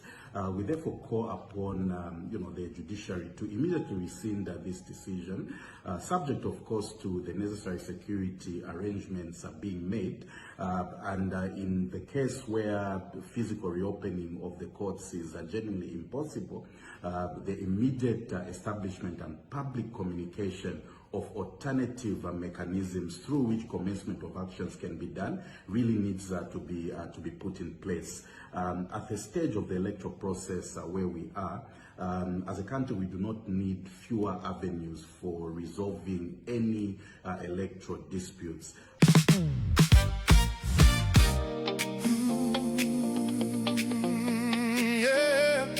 Stop guessing.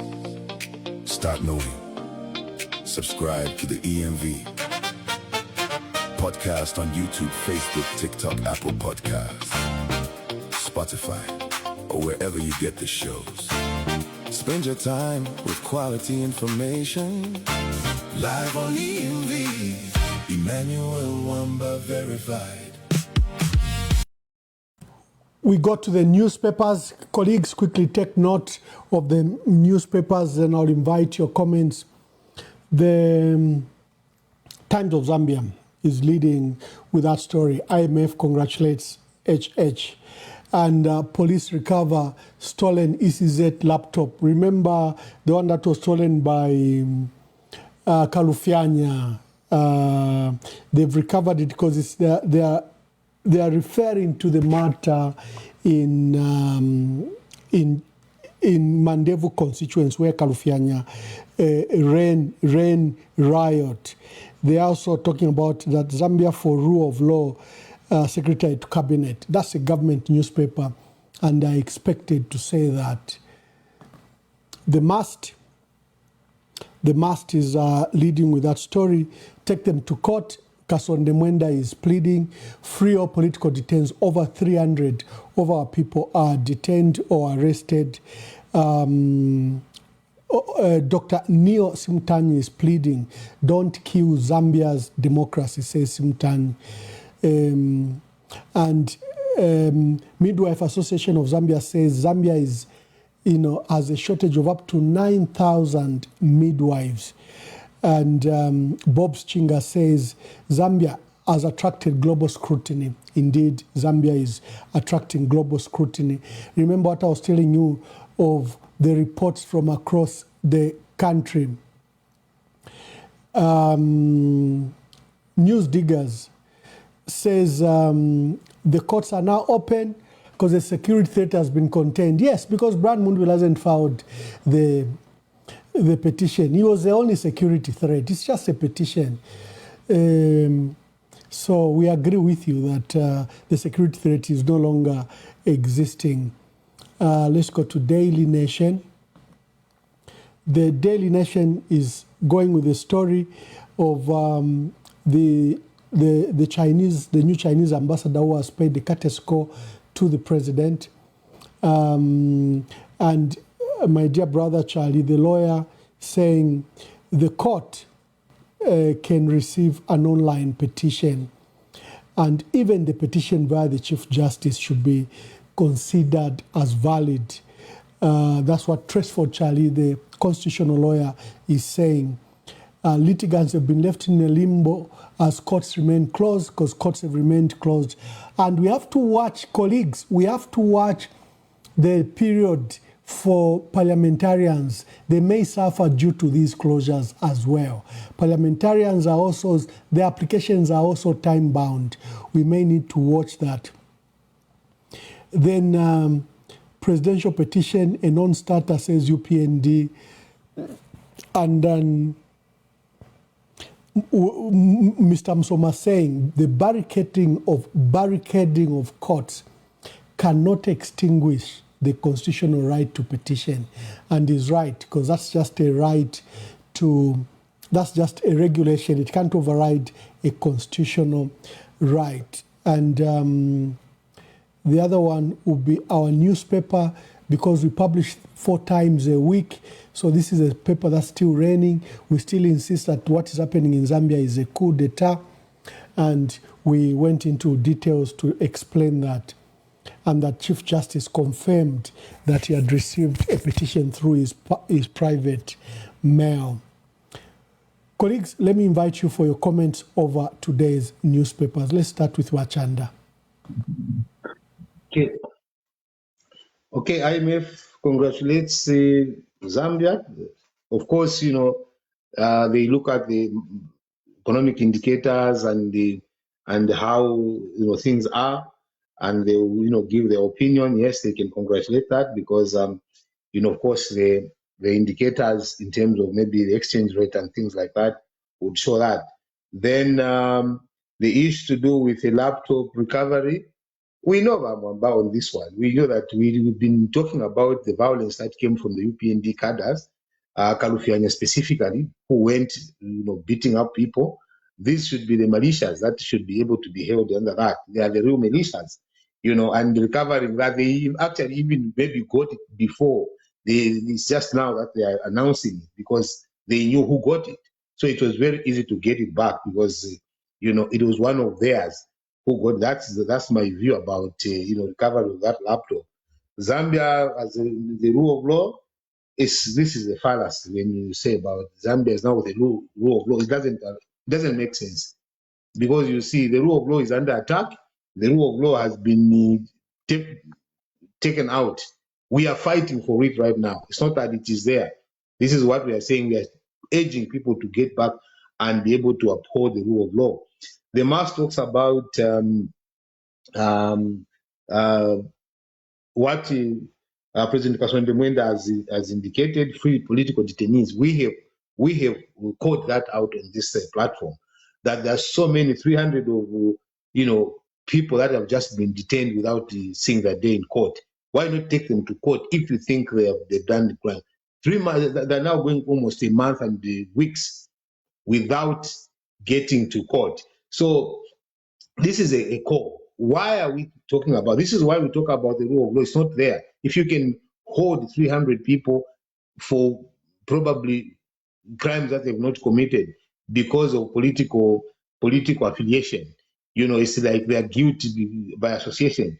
So the people that have been in custody need to be freed, because they are political detainees. There is no crime they committed. They didn't do anything. The only crime they did was exercise their right, and we know that that is not a crime. Looking at the 9,000 shortage of midwiferys, that is huge. That number is correct, but you see, government has to do something about that, and we hope that maybe as things settle, these are the projections that President Mundubile had in the manifesto in terms of expanding jobs in the health sector. But I hope that that is taken care of as we go into the second, the third. I don't know what republic that would be. But if whoever comes in as the president, if President H comes in, that they must be able to look at. Then news diggers, security threat no longer. Yes, so there's no security, like we've said to Ambassador. The security threat was the petition. by President Mundubile. That was the security.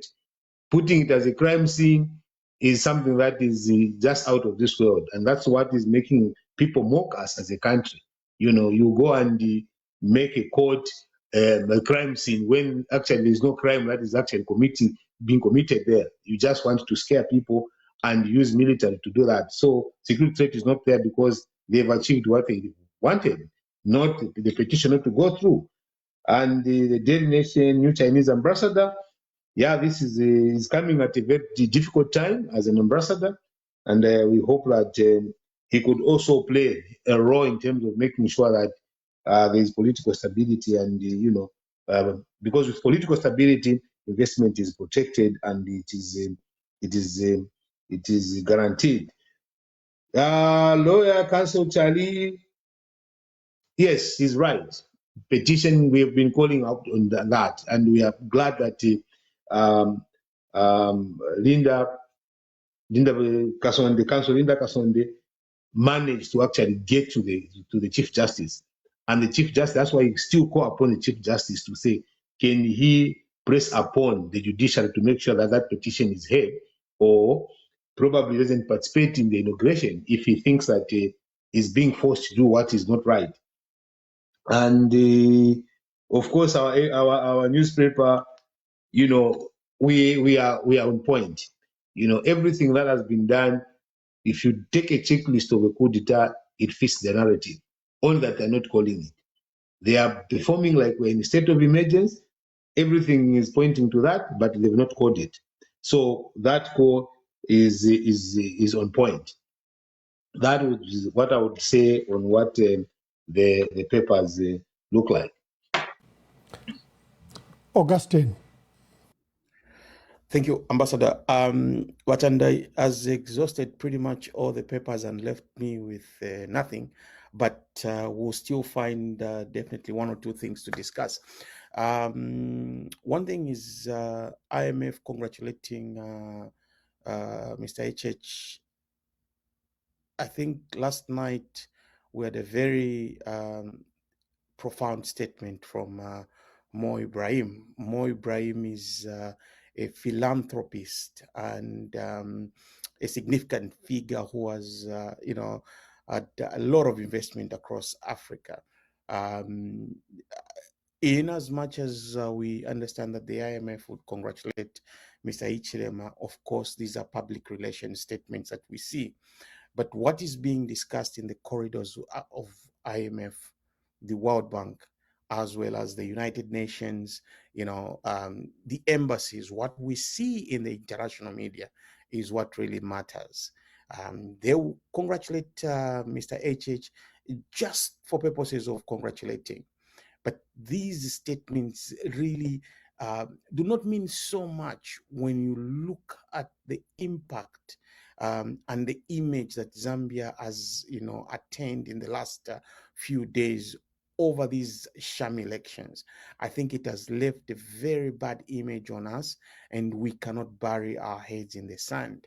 Yes, they will congratulate, they will be screaming headlines, but the undertones for me is what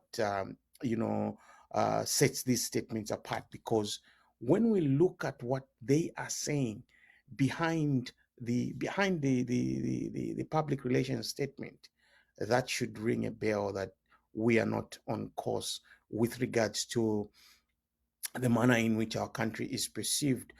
You would observe that even our currency, which has been performing strongly in the last few months towards the election, is now already shaking, and that should give us a hint of where we are headed at some point.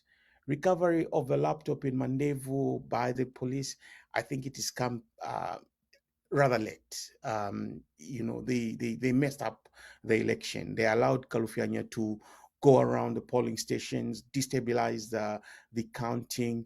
To this date, we do not have the winner for the Mandevu parliamentary elections. I think they haven't, announced. The last time we checked, Adrian Banda was still leading. Madam Jean Kapata was second, and Christopher Shakafuswa was third. But indications are that, just like they gave it to, they gave Chawama to UPND, Lusaka Central to UPND. They also want to give Mandevu to Christopher Shakafo. So I was just looking at a video a few minutes ago where, Mufumbwe was declared, I think, at 27,000 or so for presidential election. In that video, there is a declaration of a total number of votes of 18,000 at parliamentary level. The difference from Fumbwe, I think it's one of the 32 that you were referring to, Ambassador, and this emanates from the chaotic type of election that we had. So it's about 18,000 the difference. So you find that the numbers in literally all these constituencies, Mandevu, Chawama, Lusaka Central, are different from what was declared at constituency totaling centers. I mean, we come to the must take them to court. This is something I mentioned earlier in my preamble and said, we have 300 people. Why are they in police cells? These are not militias. These are basic supporters. They were barely making a living. Some of them literally were not even doing anything. You've just rounded up innocent people, put them in behind bars, and we don't know for how long you want to keep them. Based on the information we are getting, there isn't anything significant to pursue treason charges in a court of law. And I think when the DPP looks at the docket, I do not think he will process this case, Ambassador.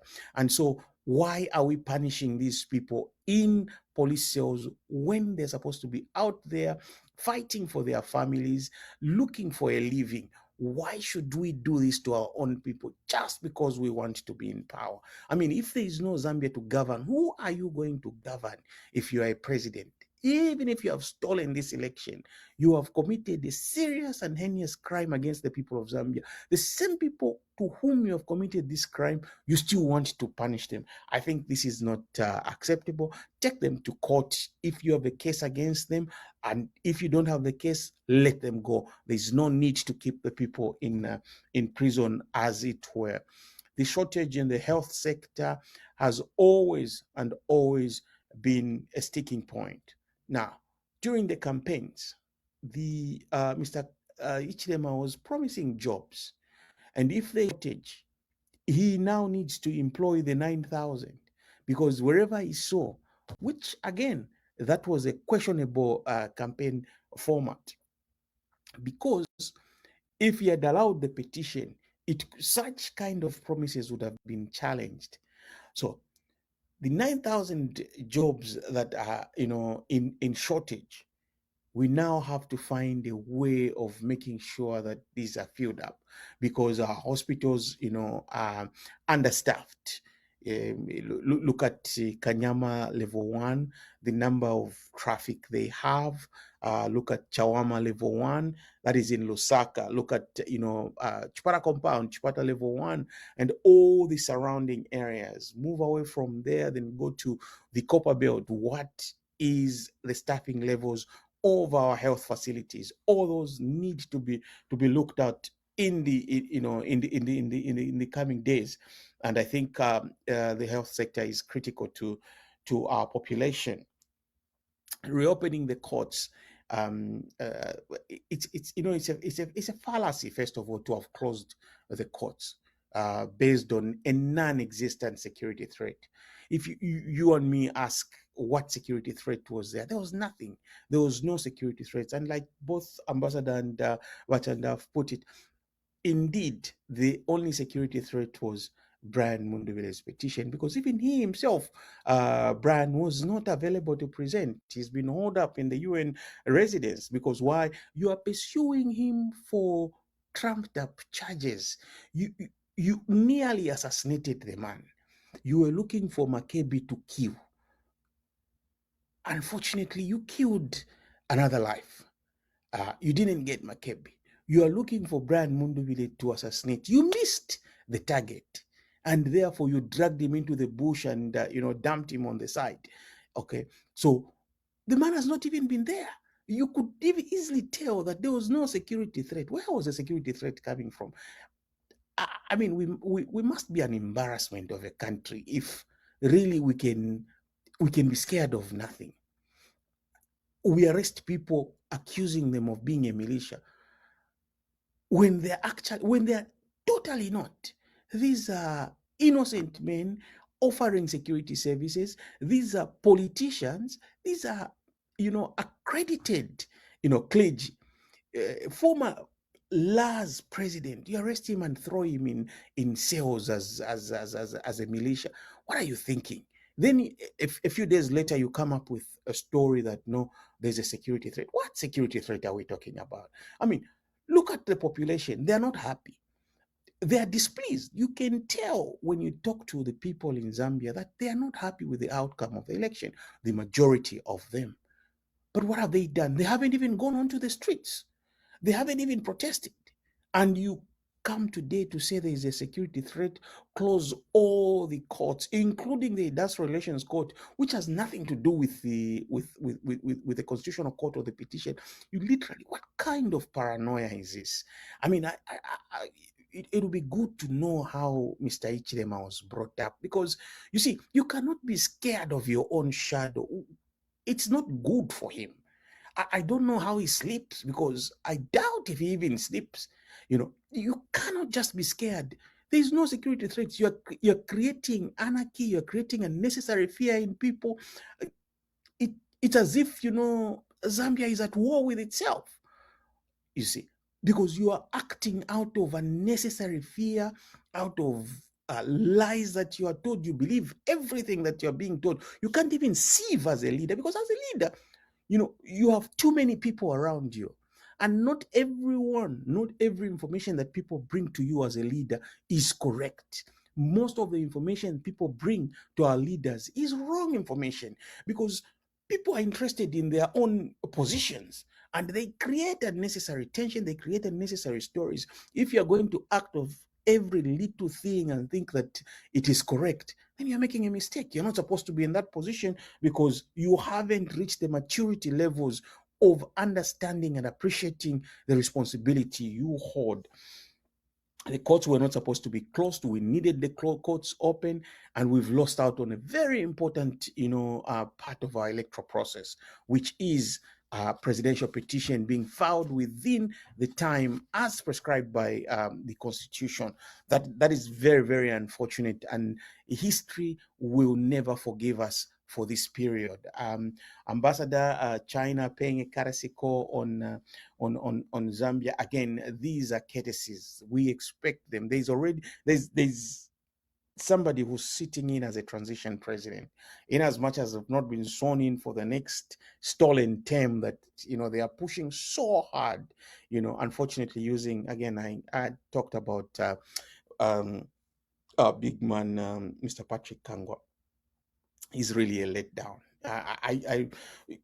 It's very difficult, and it's very hard to even imagine that this is a man we once respected, coming to allow himself to be soiled.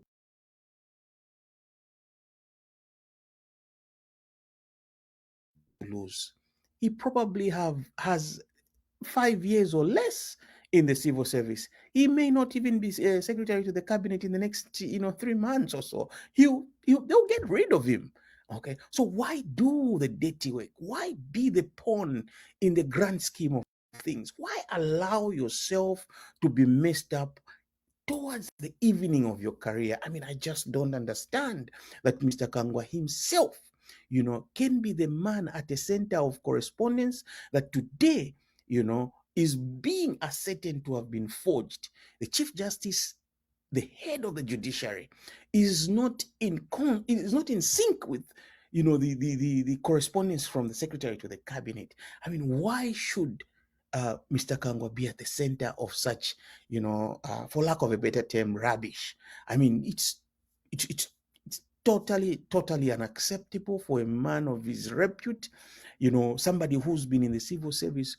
He's a career civil servant, ambassador. He's been in the civil service probably for close to 30 years now. he's gone through different positions, from deputy mayor to mayor himself, DMMU. He served literally all the positions that you can think of. Today he's secretary of the cabinet. Look at the mess he's creating around his name. I mean, I really find it very, very unfortunate for the big man. And thank you, sad. Augustine. Yeah, thank you. Dear viewers, let's just quickly update you on the letter by Mo Ibrahim and Mtoto Kafuaya's issue, and then we open the phone lines.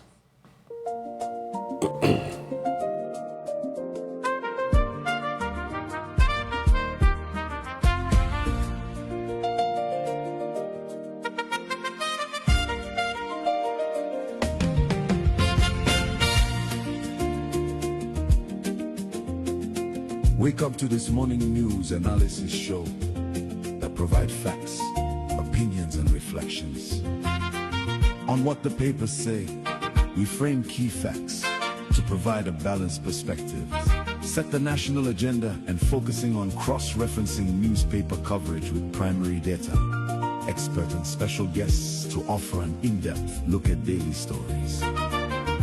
Live on EMV, I'm talking about Emmanuel Mwamba verified.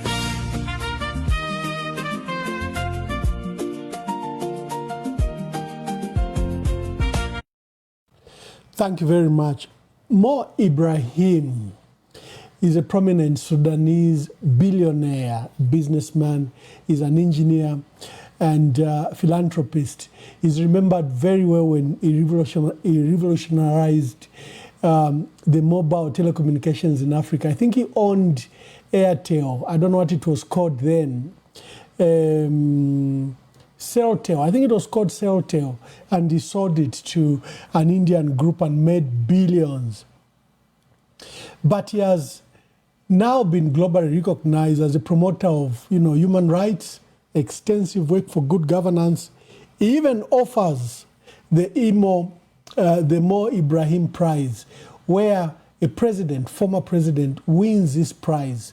You have to pledge that you leave office, constitutionally, that you have come to that office constitutionally, and you retire peacefully. And he gives you $5 million to run your office, and he puts you on, on some per diem of $200,000 a year.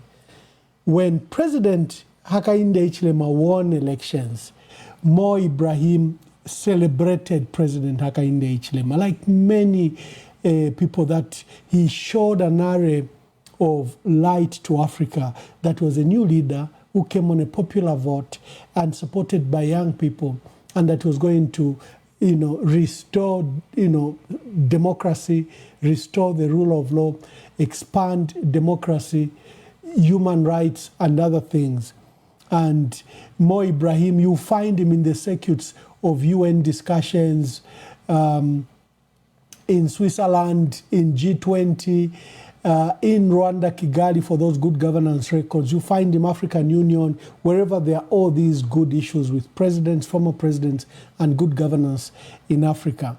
And like I said, he praised President Hakainde Hichilema when President Hakainde Hichilema won elections. And you didn't believe what he wrote yesterday. Oh my. He says, President Hakainde Hichilema, you are throwing away Zambia's rich legacy. The arbitrary arrests of your opposition members, the killing of a former minister, and the suspension of vote counting should never happen in a true democracy. And your recent decision to close Zambia's top courts, including the Constitutional Court, just before the deadline for challenging the election result, only adds to this mess. Zambia has had the proud legacy of competitive elections, peaceful transfer of power, and respect for constitutional processes. You are defiling this legacy, President Hakainde Hichilema. Look for that letter by Mo Ibrahim. And he summarizes what many leaders who had initially supported President Hakainde Hichilema are feeling: a sense of betrayal, They never saw the dictator that Zambians had seen and denied him an opportunity to be president for 5 times. When they gave him a chance, the world is only recognizing the monster that was elected in Zambia. We have Honorable Elder Kafuaya's funeral update today in the afternoons, 27th August 2026, at the Tabernacle of David Assembly City Mission Church in Zambia. I think it's around Chalala, Libala area. There's that area, I think behind Shilenje. People that know can quickly comment the address for the Tabernacle of David Assembly, Father Harrison Sakala's church, where Honorable Mtoto Kafuaya was an elder for 20 years. They'll be holding a memorial service, a funeral service for the late Honorable Mtoto Kafuaya. I know that the postmortem has not been done yet, so it could be a memorial service honoring Honorable Mtoto Kafuaya. The family is yet to issue a program. We understand from His Royal Highness Chifu Mpepo said Honorable Mtoto Kafuaya will be buried in Lunte, in Kasama, after the initial processes are done of when they've done the post-mortem and other things. But there is that church service, and we'll encourage you to go there. Go and mourn this gallant son of our country that was shot in cold blood, whose life was prematurely taken without just cause and justification. Please do that.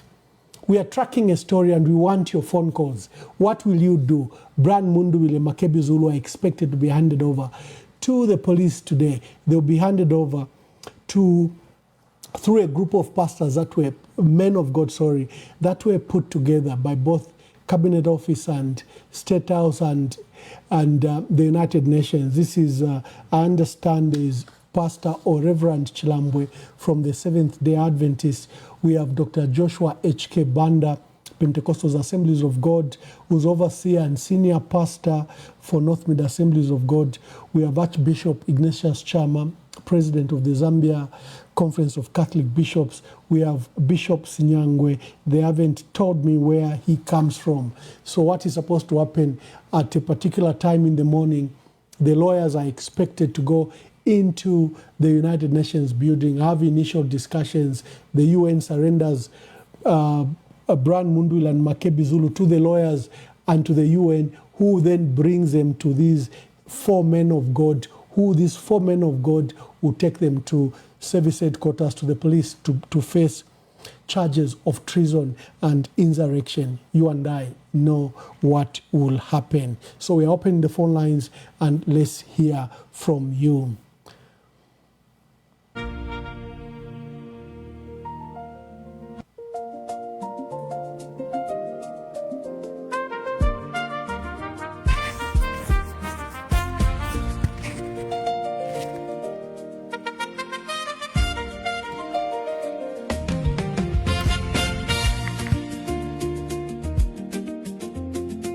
Wake up to this morning news analysis show that provide facts, opinions, and reflections.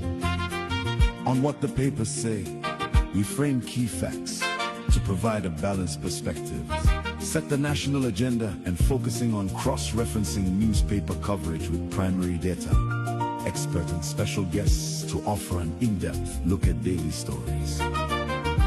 Live on EMV, I'm talking about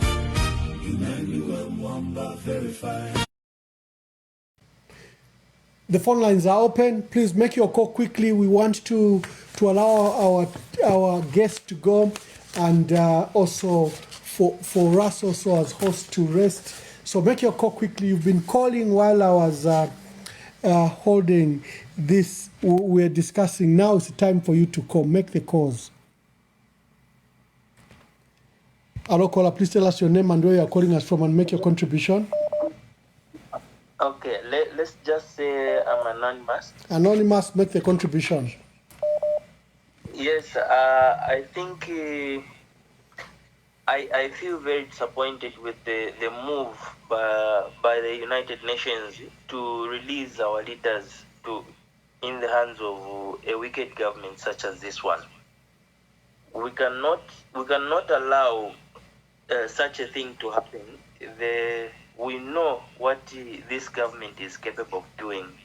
They don't want anything to do with the criticism against HH, and they've said clearly in their preamble, statements. On and on, they've repeated themselves saying, anyone who stands in the way of HH, they will kill such a person. So why would the United Nations release our leaders, the hope of this country? Why would they leave our leaders to be so vulnerable? Because taking them to the service headquarters and looking at those charges leveled against them, you would agree that their justice handing them over to the powers of a lion. The HH is not a person to trust, and he is not a person to reason with. So I feel very uncomfortable with the move. We cannot go on like that as a country. We are used to democracy, and then this man doesn't want anything to do with democracy. And in their dark corner circles, they are busy planning to say once he is sworn in, there will be no more future elections in Zambia. They are going to alter the constitution, and they want him to become a life president. We cannot go back to a one-party state. We can't. I think for me, I'm not comfortable with the release. The UN must not release our leaders and hand them over to government. The UN must just protect our leaders by all means. Thank you. They won't. What will you do? Hello, caller. Please tell us your name and where you are calling us from and make your contribution. Endita.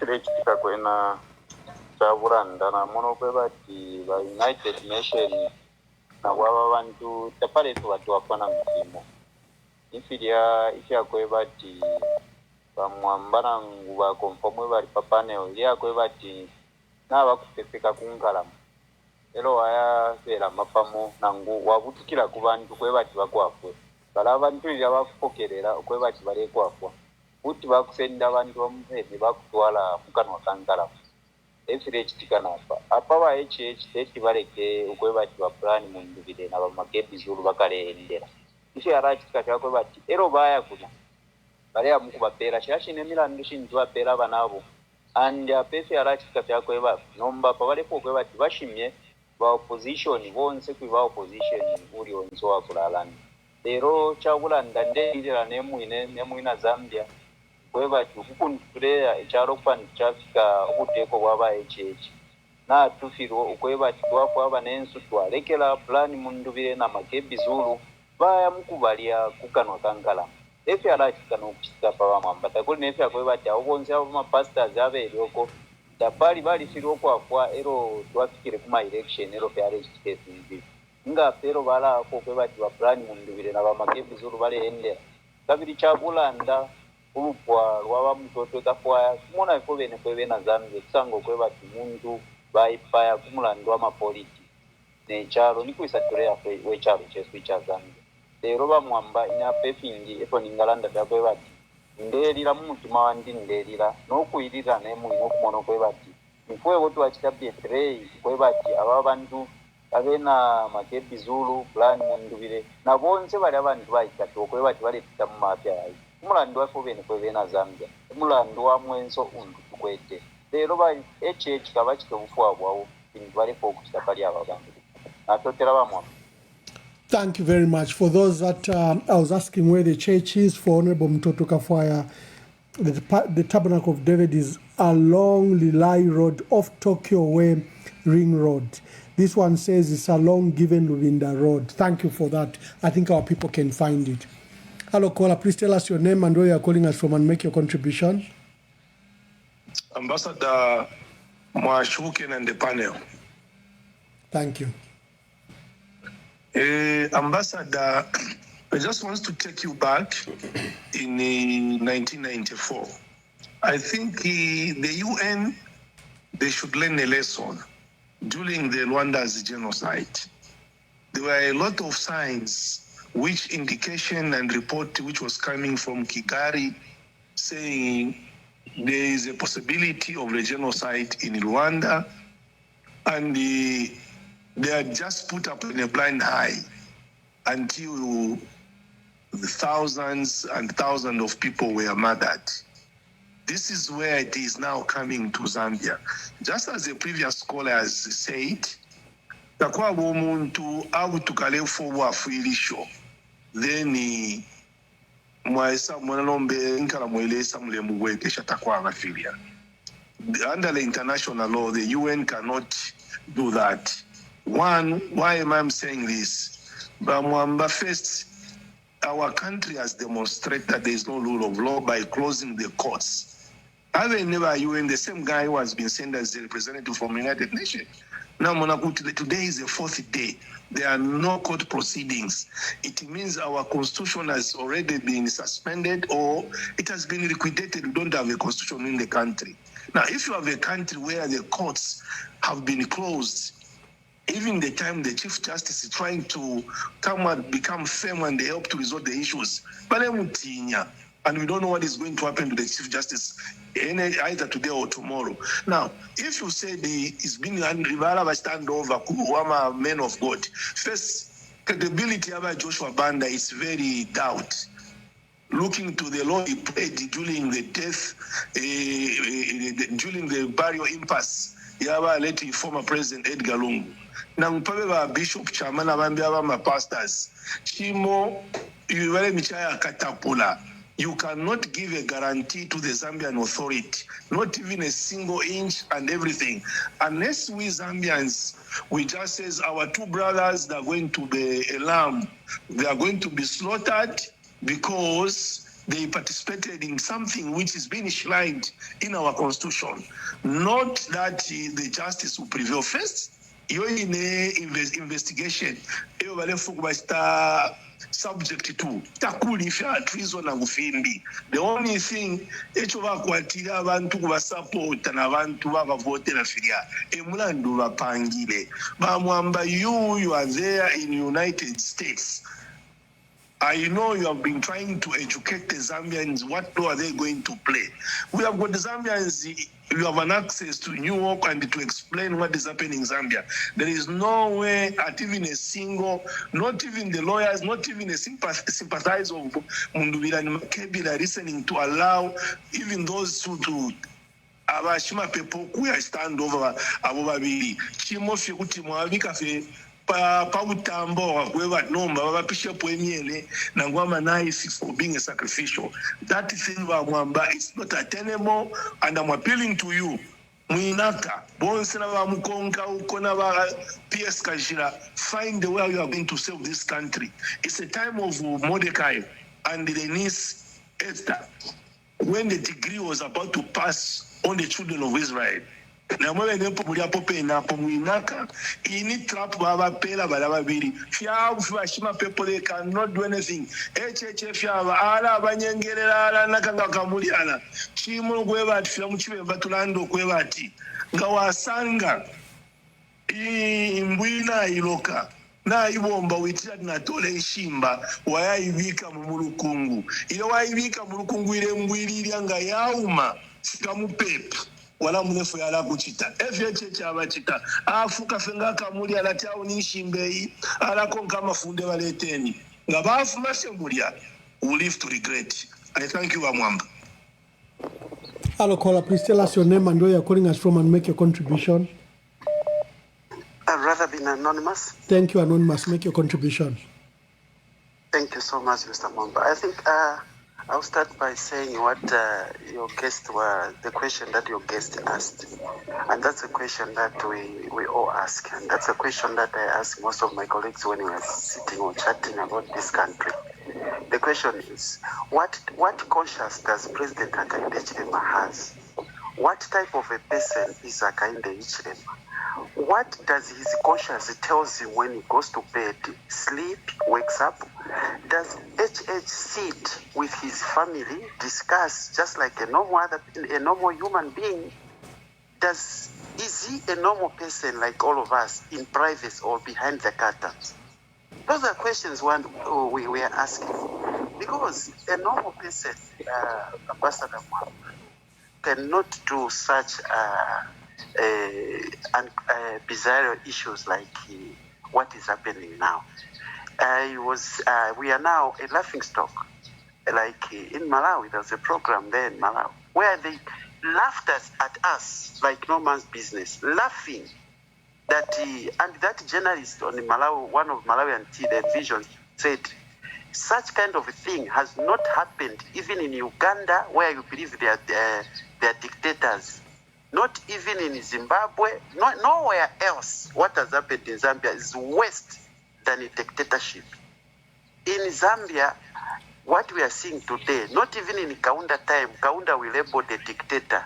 Such things never happened. We've never had Kaunda changing results for parliamentary for the MPs and give someone else who has lost. We realize how Kaunda time used to elect MPs, where 4 people stand on the UNIP ticket, and then the people choose. Then the one who wins and goes to parliament. That's what used to happen. But this time around, it's the worst. Not even in Kaunda time. We can't even, Kaunda was even more of a Democrat than President Hakainde Hichilema. And you can just replicate. You see what is happening, what happened in Tanzania. The opposition leader there was charged with treason. And here again, the opposition leaders are being charged with treason.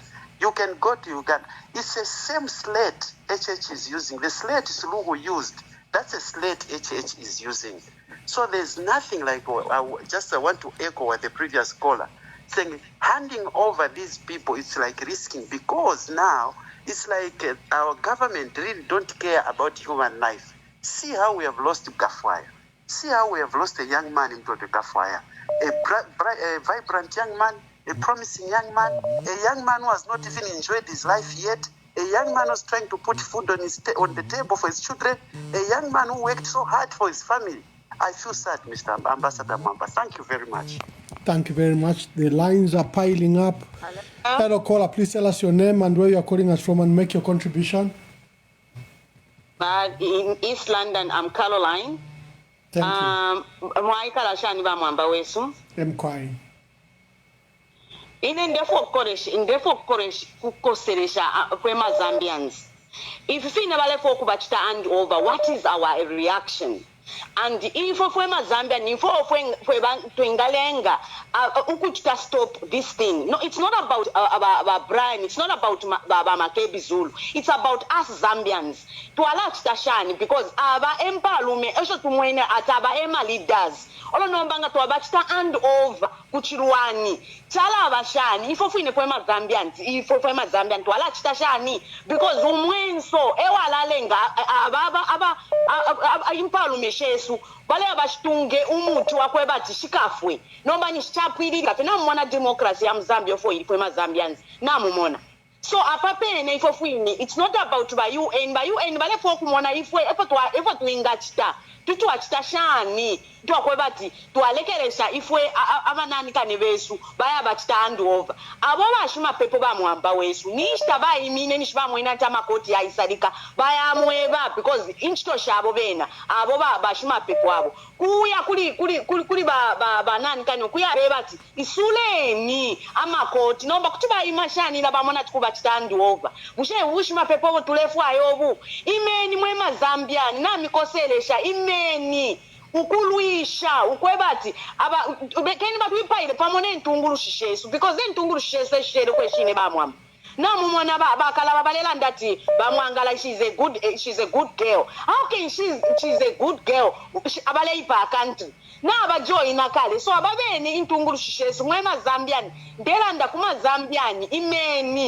imeni sentwime nokuluisha please efonde fo kulanda bamwamba mkwai. Thank you very much. Hello, caller. Please tell us your name and where you are calling us from and make your contribution. Thank you very much, Ambassador Emmanuel Mwamba. We are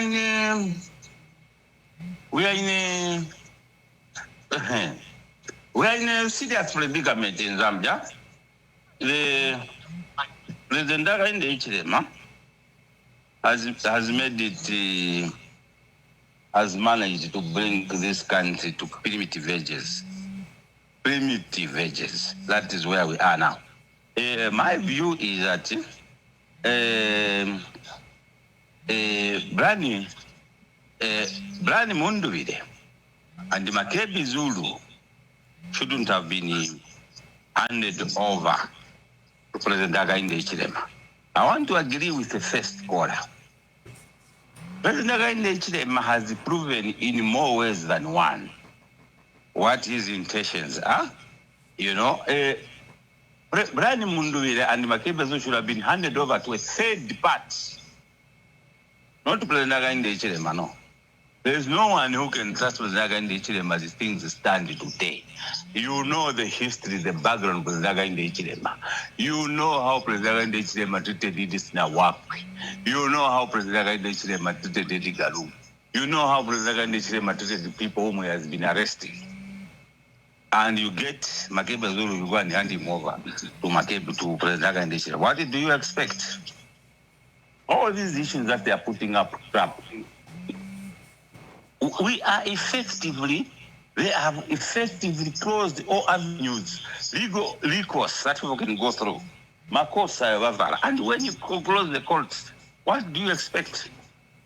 What do you expect when you're closing the courts? If people can't find justice in our courts of law, what do you want them to do? What do you want them to do tomorrow? Because tomorrow, you are the ones who will be complaining. Whenever we feel aggrieved, we go through the courts of law.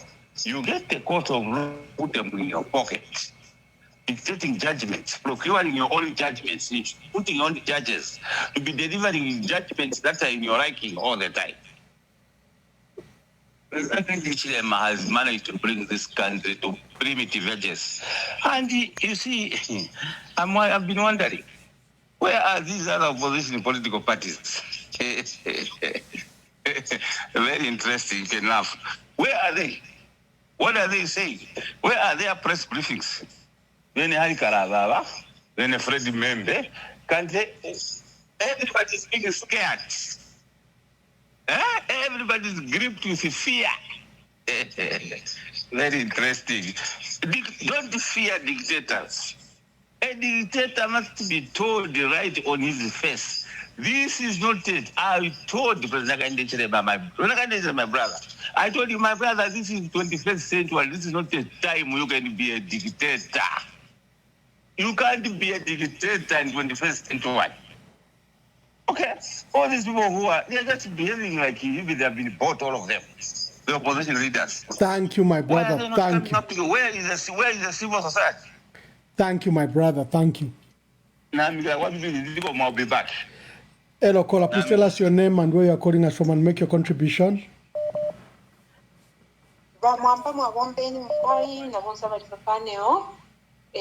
Nameless. I've got a few points to make here.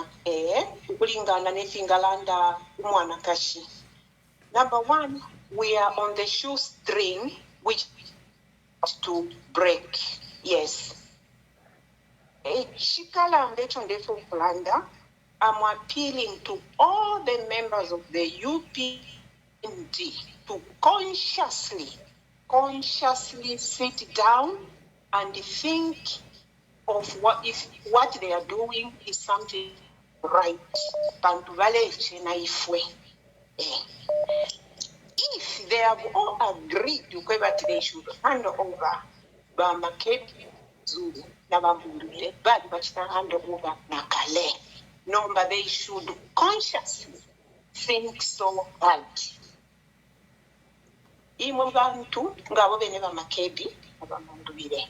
And one thing they should not forget, Chakuribati, once I'm a Makebi badi bengisha.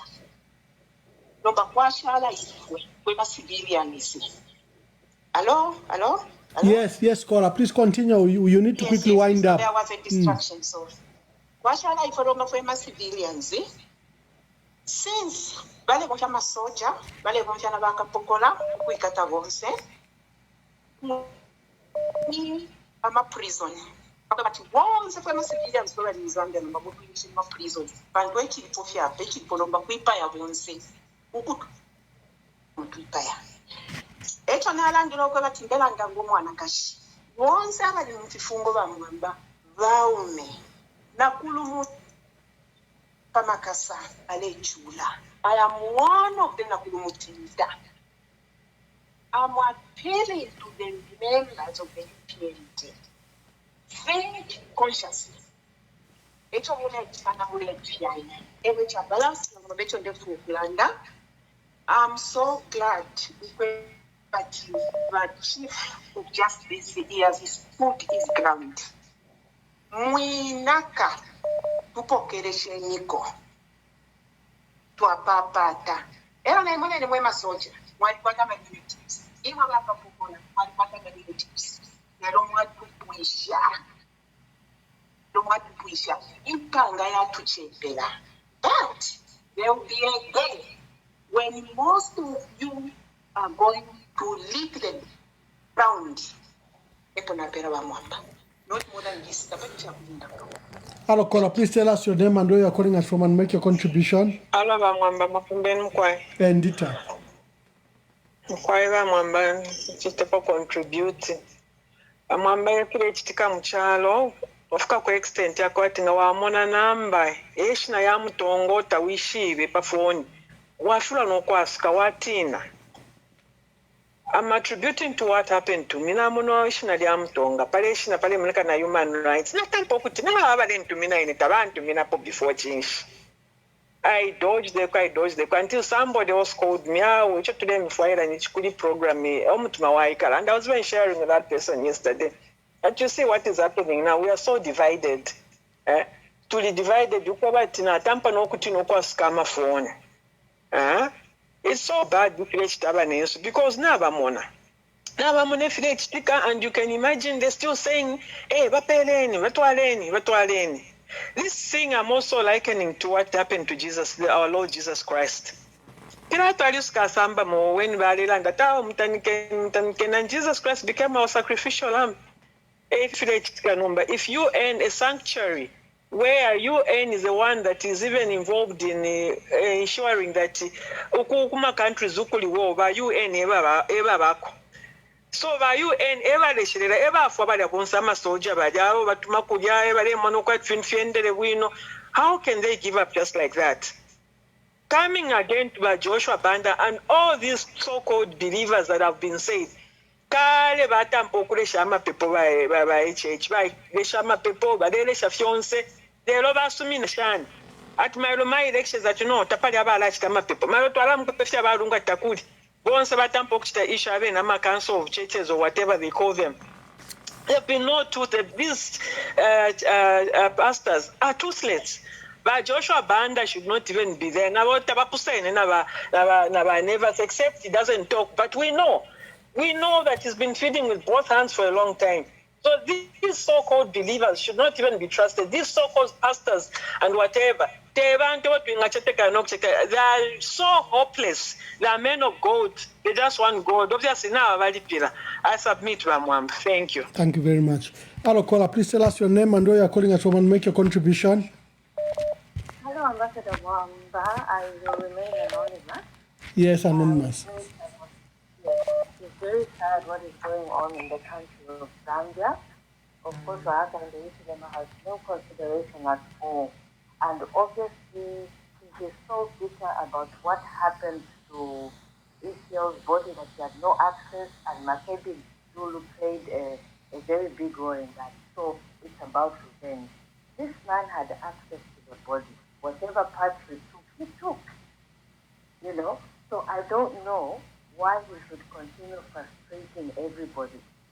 And the Chief Justice, please, if he can just put his foot down for the country of Zambia, because it's planting a very bad seed for even his family.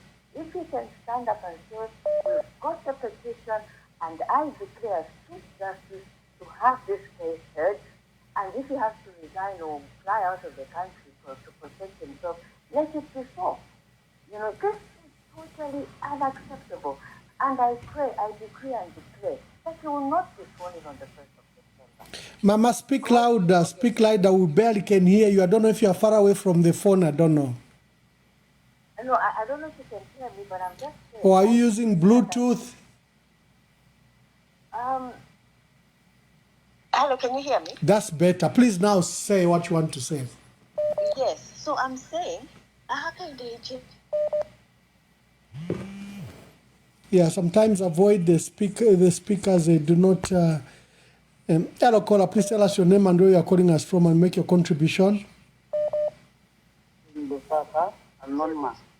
Yes, Anonymous. Make your contribution.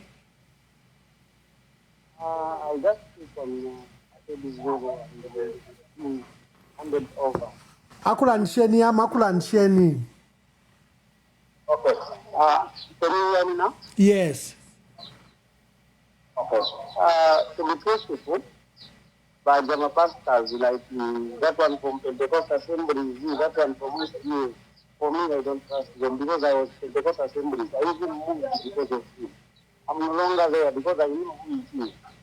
And to be truthful, today when I was coming in town, along Great Northwest, I saw that the vehicles which were leaving, their messengers were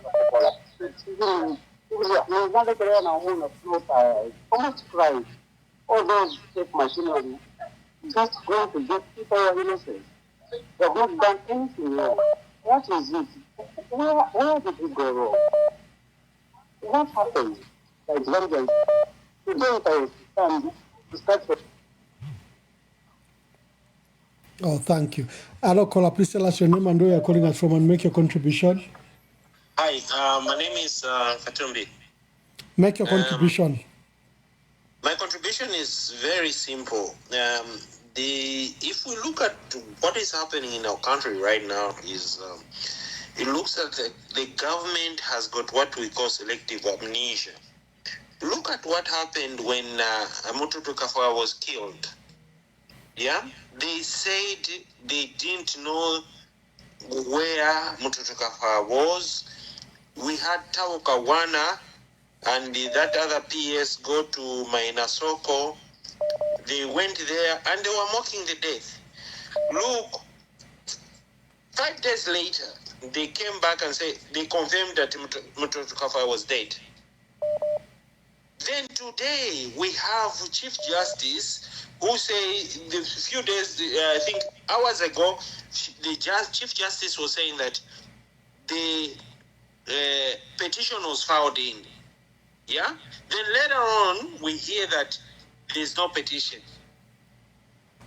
Then we have Zumani Zimba who says let us have a unity government. Honestly, what sort of government do we have? Then the president says he didn't know that the courts were closed. The courts were closed. So who is running the government? All those are questions. We've got question marks. The president doesn't know that the courts were closed. Then we have Hamasaka come in and say the president didn't know about this. Who is running the government? Is the army running the government? Honestly, this is very sad. This is very sad.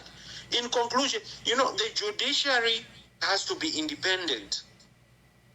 The judiciary has to come up and say, because we've got the signatures and the letters whereby the petition has been received, the letters are being produced, then who produced that letter with the Chief Justice signature? We have to be serious as a country. That's why now we are a laughing stock. We need to make sure from whoever is running the government, because it looks here and then that the president is not running the country. Even Patrick Kangwa, he knows he's being used, of which we've seen that where the president is using people to peddle his agenda. Patrick Kangwa is being used. Chief Justice confirmed that they have received the petition. And later on, we see that the petition is not there in courts. Honestly, what country are we in right now? Thank you, caller. Thank you very much. In conclusion, we need to make sure the death of Mtoto Kafwaya has to be investigated. The deaths of other people who have died has to be investigated, because the UN Charter is clear. Aggression has to be reported to the ICC. We need to report some of these things to ICC. Thank you so much, Ambassador. Thank you very much. Hello, caller. Please tell us your name and where you are calling us from and make your contribution. I would rather remain anonymous, and my contribution as follows. But let's just call this what it is. We've experienced the coup in Zambia. The coup is not just militarily, these offices, the presidential office, the judiciary, the ECZ, and the army have actually collaborated together to instigate this. They've denied our vote. That's why they can't count it properly. That's why they closed the courts.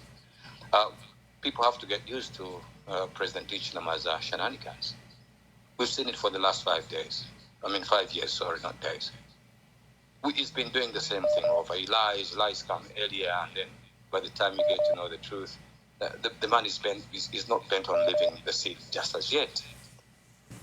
So handing over these two people, Mundubile and as well as Makebi, they'll be delayed. He wants to revenge on every other cycle.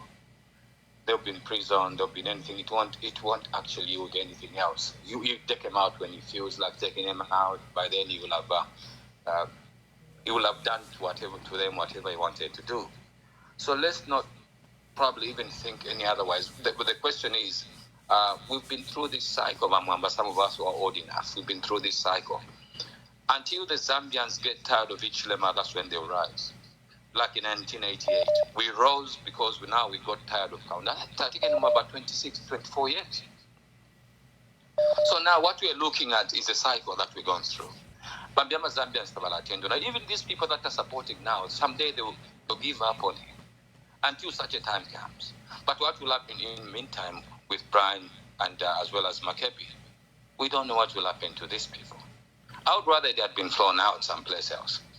But for now, even the next 5 years, it won't be a democracy as it is. They'll give us who to run against. There's no democracy. It's gone, my brother. We don't even have to talk about it. It's gone. If you deny the masses vote, let's go back a little while ago, 2024, Edgar Lungu said this. People just did not really put their minds to what he was saying. He says, look, what stops us in that office is actually the Constitution. Now, the Constitution does not speak. It's things written. It says this is only what stops us to do what we want to do. But this man, he pointed to Hichilema, he says, this man is not listening to the Constitution. Edgar Lungu said this. So he was telling us Zambians, it's either you rise now or you not. You understand that? But we kept cool. This peace thing, we've been through it. This peace thing, there's no peace anymore in Zambia. Peace is to whatever is ruling and whatever. The people at the bottom here, these marketeers, they won't feed anything. There's nothing going on with them. You won't tax them. But it's when you start rising, into those offices and anything else, when you start agitating his governance, that's when you see the clause of it coming to get you. Thank you, my brother. We have experienced the coup. Yes, indeed. Thank you. Hello, caller. Please tell us your name and where you are calling us from and make your contribution. Hello, Ambassador Mwamba. I called and it wasn't clear. I was just saying that this man is trying to get back at Makebi because of what happened in South Africa. He's very upset, even if he had access to that body. And I was just talking, Chief Justice, please put your foot down, because you are planting a very bad seed for the people that are coming. Please, the judiciary, by Chief Justice, put your foot down. Look at Runa for 3 months. Kukabe rerun. Nabamayo abaliko before I talk to Batushuta. Abakalamba. Vaya kofena ma topless. Nama brafeka ikamukuchita protest. Abakalamba nangu 65 and above. And na wenda nama placard. Mrs. Hichilema bamuteka kwa fweniko. Because if we don't do anything now, it's the end. Unless somebody will just do a Muslim thingy and just do he's ready to die and he kills the president and he also dies.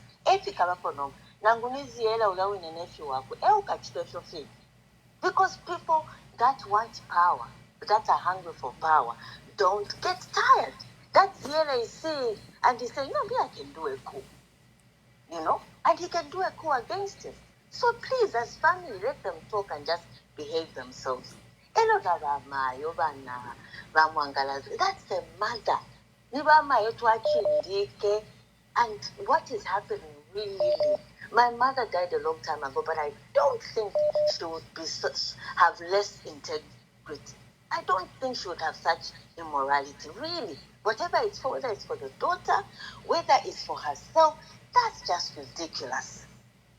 I submit and I'm praying. 1st of September, he will not be sworn in. In Jesus' mighty name, I decree and declare. We are in the New Testament, and he's a God of now, and you hear us. In Jesus' mighty name. Makebi na Mundubile tabafwe.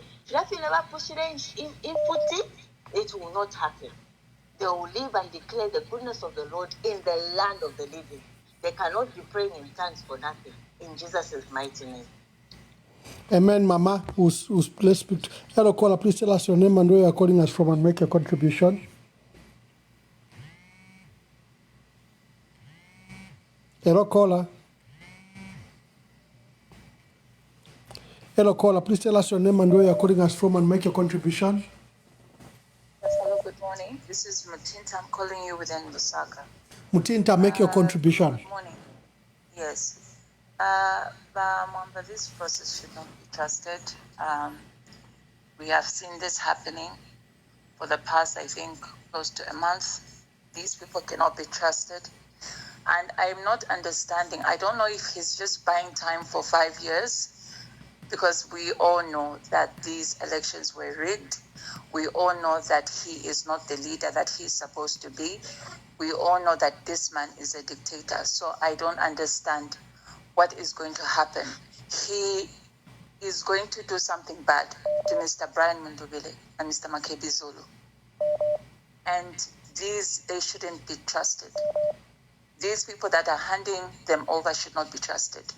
So we should be worried about their safety. That is my contribution. Thank you very much. Hello, caller. Please tell us your name and where you are calling us from and make your contribution. Okay, I'm calling from Quito. I'd like to remain anonymous, Ambassador. Yes, anonymous. Make your contribution. Yes, I'm not of the idea to hand over the Brian Mundubile and Makebi Zulu to the police. We don't have a president who keeps on behaving like a mad person. And then they call it Mingarato. Zambia is a Christian nation. You can't rule a charo named Mingarato. Take a charo, Nagatina Kakwalisa. And that's why we can see Facebook. Their supporters are celebrating that very never. What does that mean? This is the president who said they are masquerading themselves as a political party. And somebody in the background said, Baende Gujere boss. And then he said, yes, Nanguchipani. But what does that mean?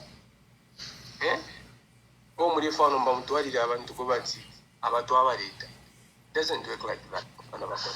The best thing that we can do is just to rise up and defend our country. Zambia is ours. Zambia does not belong to one person or to Ziari. And those pastors who have been chosen by the government, those are cadres, the likes of Joshua Banda. Where were they when people have been killed?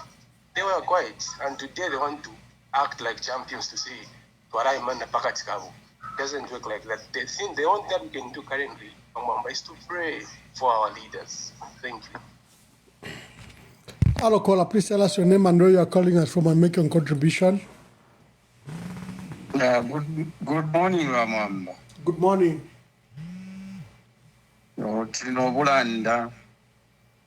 Zephania is my name. Thank you, Zephania. Make your contribution. Yeah, my contribution is that we ask the UN not to hand over Brian Mundubile the Makebi Zulu. The script has been already written. They have been labeled to be militia when they did almost 57 rallies. They campaigned, President Hakainde Hichilema campaigned for 127 rallies, but he is not satisfied. All what he wants to see is to see those people not to exist in this country. So we will ask the UN, please protect those two gentlemen, because handing over to them, and we know what they want, and we know what has been happening. Today, our country is corrupt in all departments, and no one is going to protect them. And we know that what President Hichilema is forgetting is that, yes, Edgar Lungu is gone. He might take Brian Mundubile, but someone else again will be gone. So for how long is he going to treat people like that? So the best is that Zambians, like other callers have said, this battle is stand up. Where we walk in 03 to vote for Brian Mundubile and the Makebi's way. This is the time again we should stand up in a peaceful protest. We want to save our brothers. President Hakainde, go back to democracy. After 35 years of being democratic, we have gone back to one participatory democracy. And this is what is happening. So even the church, those church bishops and so forth, they are going to play a role of pirate where they want to hand over our two men who was fought, who wanted to set the baton. Because when you look at from 1964 to today, 7 is a completion. And we wanted to reset the baton by electing Brian Mundubile so that we continue with democracy. But President Hakainde Hichilema, he has refused. He's refusing by using the soldiers, police, the courts. Everything is corrupt. Even if they have opened the courts today, they are just trying to play a game. And we know the last 5 years that President Hakainde Hichilema, he has preached the constitution many times. So who is going to believe him?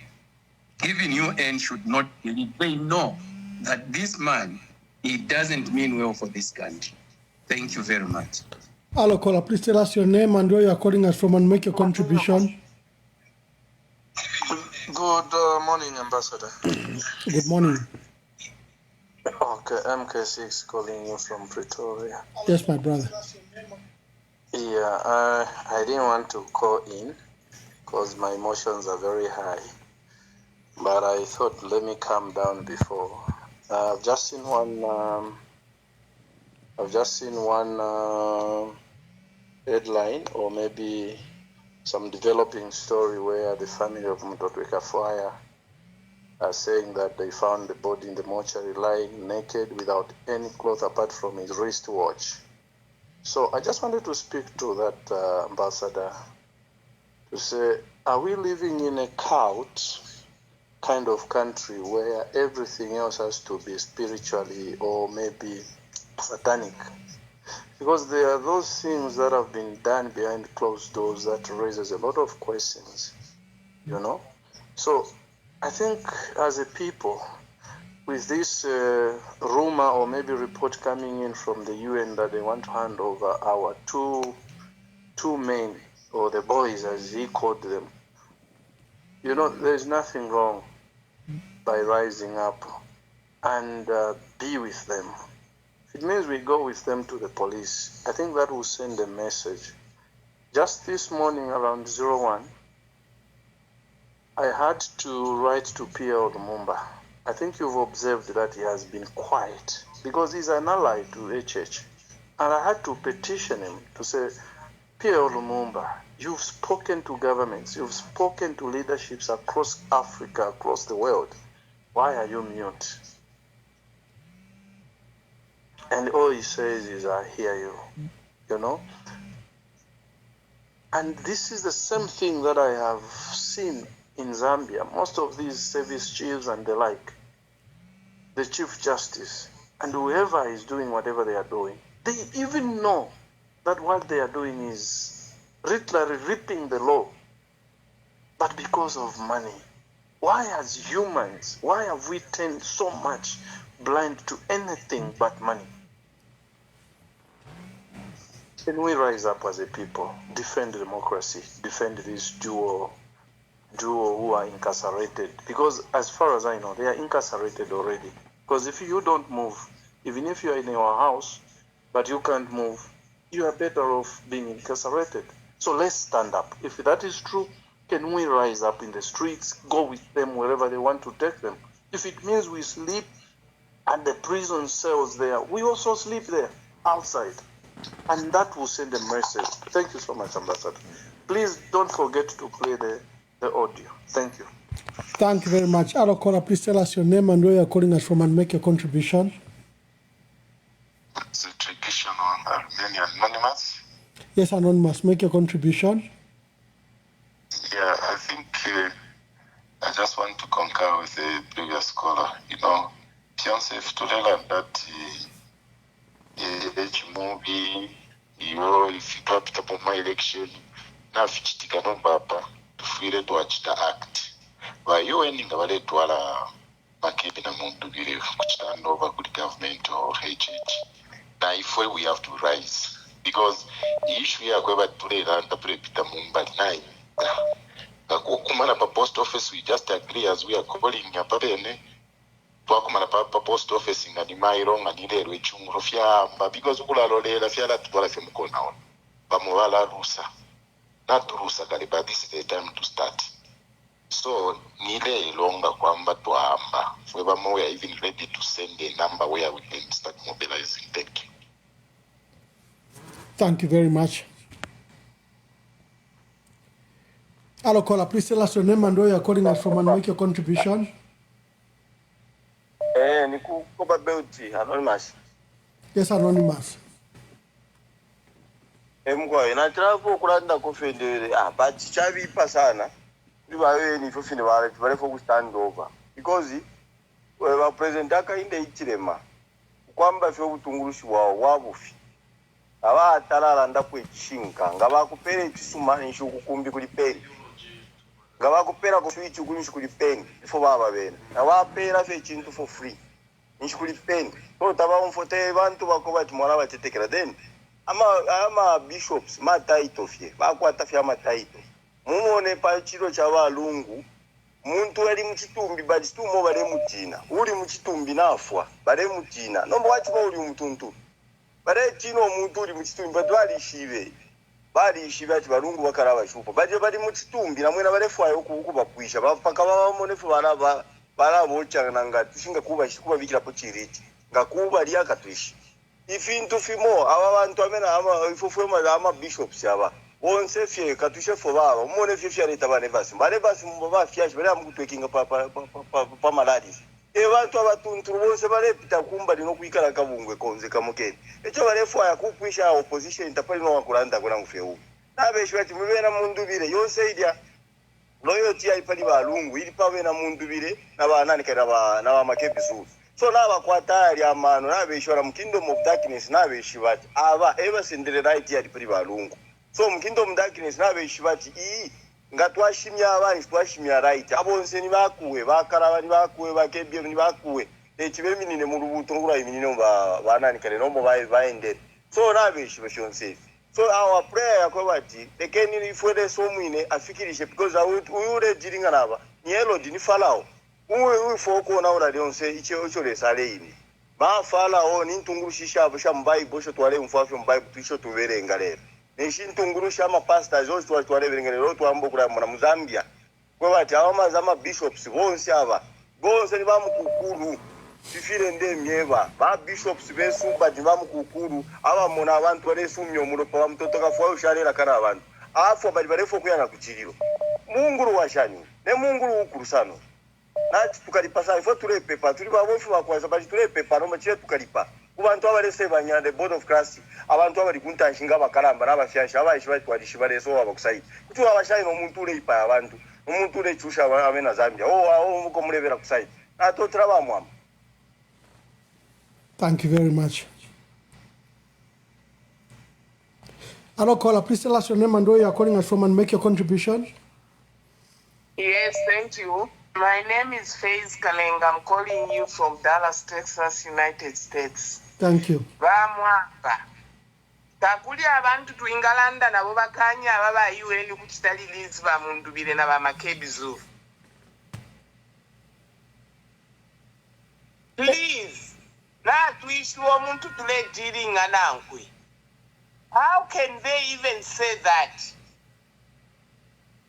Please, could you have to Ingalanda na Bobalande Kona by United Nations? Kashi Baba Funyemo Muzambia, Baba Tuale Kucharo Chim, you could Chiroku Bapera Kuliba Hakainde. Mwabantu bakwale safinshi firechi tika kwenda. Teti muchitefu, teti machitefu. What have they been taught? If you are allowing Gokweva Chivasumi Nachi, Balabantu criminals, Babachite and over Kuliba Kapokon. You know, you can talk to Balande Kona by United Nations. They just end like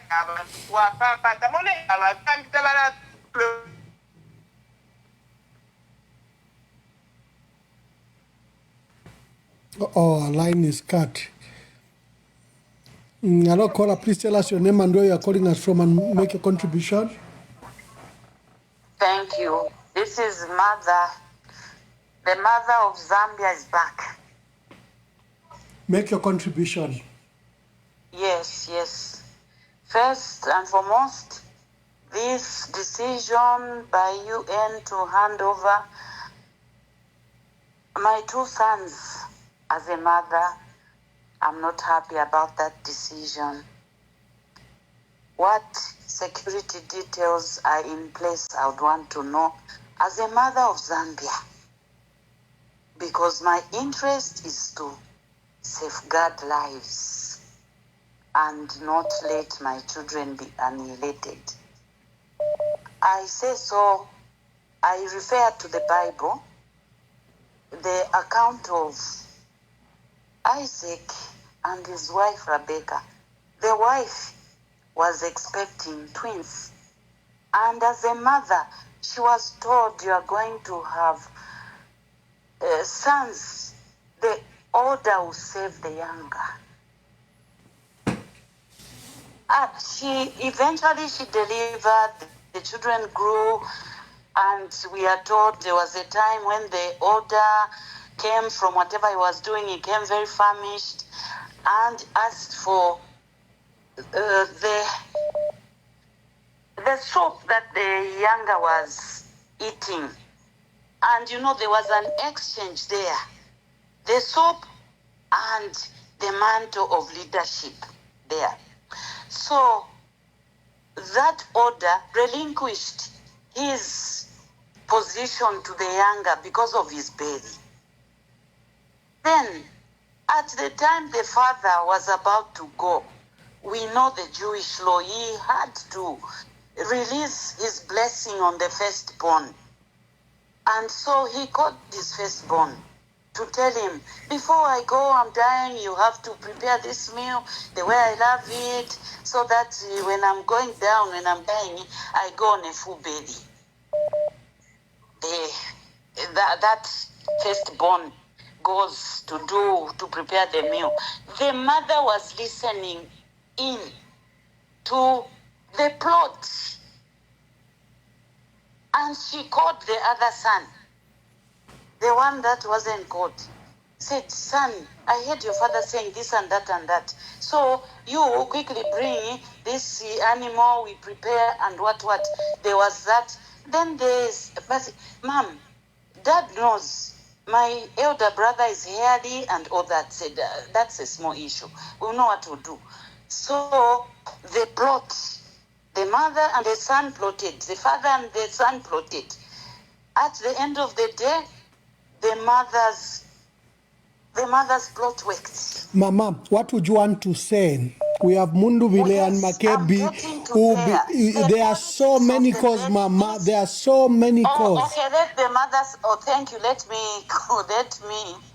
The Makebi and Mundubile should not be released because that mother, after the plot, she released the son to go and hide. My point is the cost clear for United Nations to hand over these two sons to the Zambian law? Which constitution, which is in the pocket of the army commander? So they are releasing them to what? To who? Because that is my concern. The politics of the belly. If that UN, whoever is arbitrating over this issue with those so-called men of God, when there was that raid on Mundubile's home, did those so-called men of God go? Did they issue any statement? They've been silent. Let them remain silent even now. I don't even want to hear anything like Joshua Banda. Which God is he representing? Which God is he representing? Because they want us to be annoyed and go out and they start shooting us so that we become a statistic in Africa, and then the mineral resources that have already been given, they can freely come and take. We are not going in the streets. As a mother, I'm standing before Zambia and God. Thank you, Mama. Thank you. Hello, caller. Please tell us your name and where you're calling us from and make your contribution. Yes, I'm calling from Luapula. Make your contribution. To tell you the truth, yes, people here in Luapula, they are ready. They are ready to go in the street, people in the villages.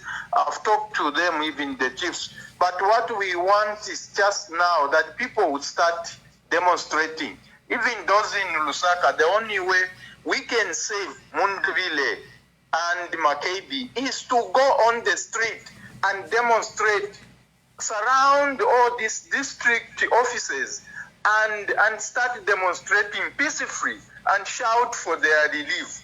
All those we know Joshua Banda is, Nikandile, and the other people. Maybe the only greatable there is Archbishop Chama, but he also be overpowered. The only way is for us Zambians to go on the street. I have worked in Malawi for 10 years and run institutions in Malawi. And people went on the street. The ordinary people, even the students. This man doesn't need any future for the Zambian church. It's him and his family and his cronies. The only way, let us demonstrate and show him that we are not happy the way we voted. But voting didn't work. Now is we should go in the street and demonstrate. I rest my case. Hello, caller. Please tell us your name and where you're calling us from and make your contribution.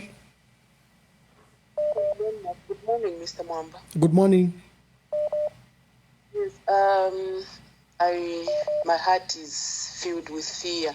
I don't know why by you and Valadekirako Awama boys verse in because they say no, the church what the church has been quiet from the time Tukafaya died.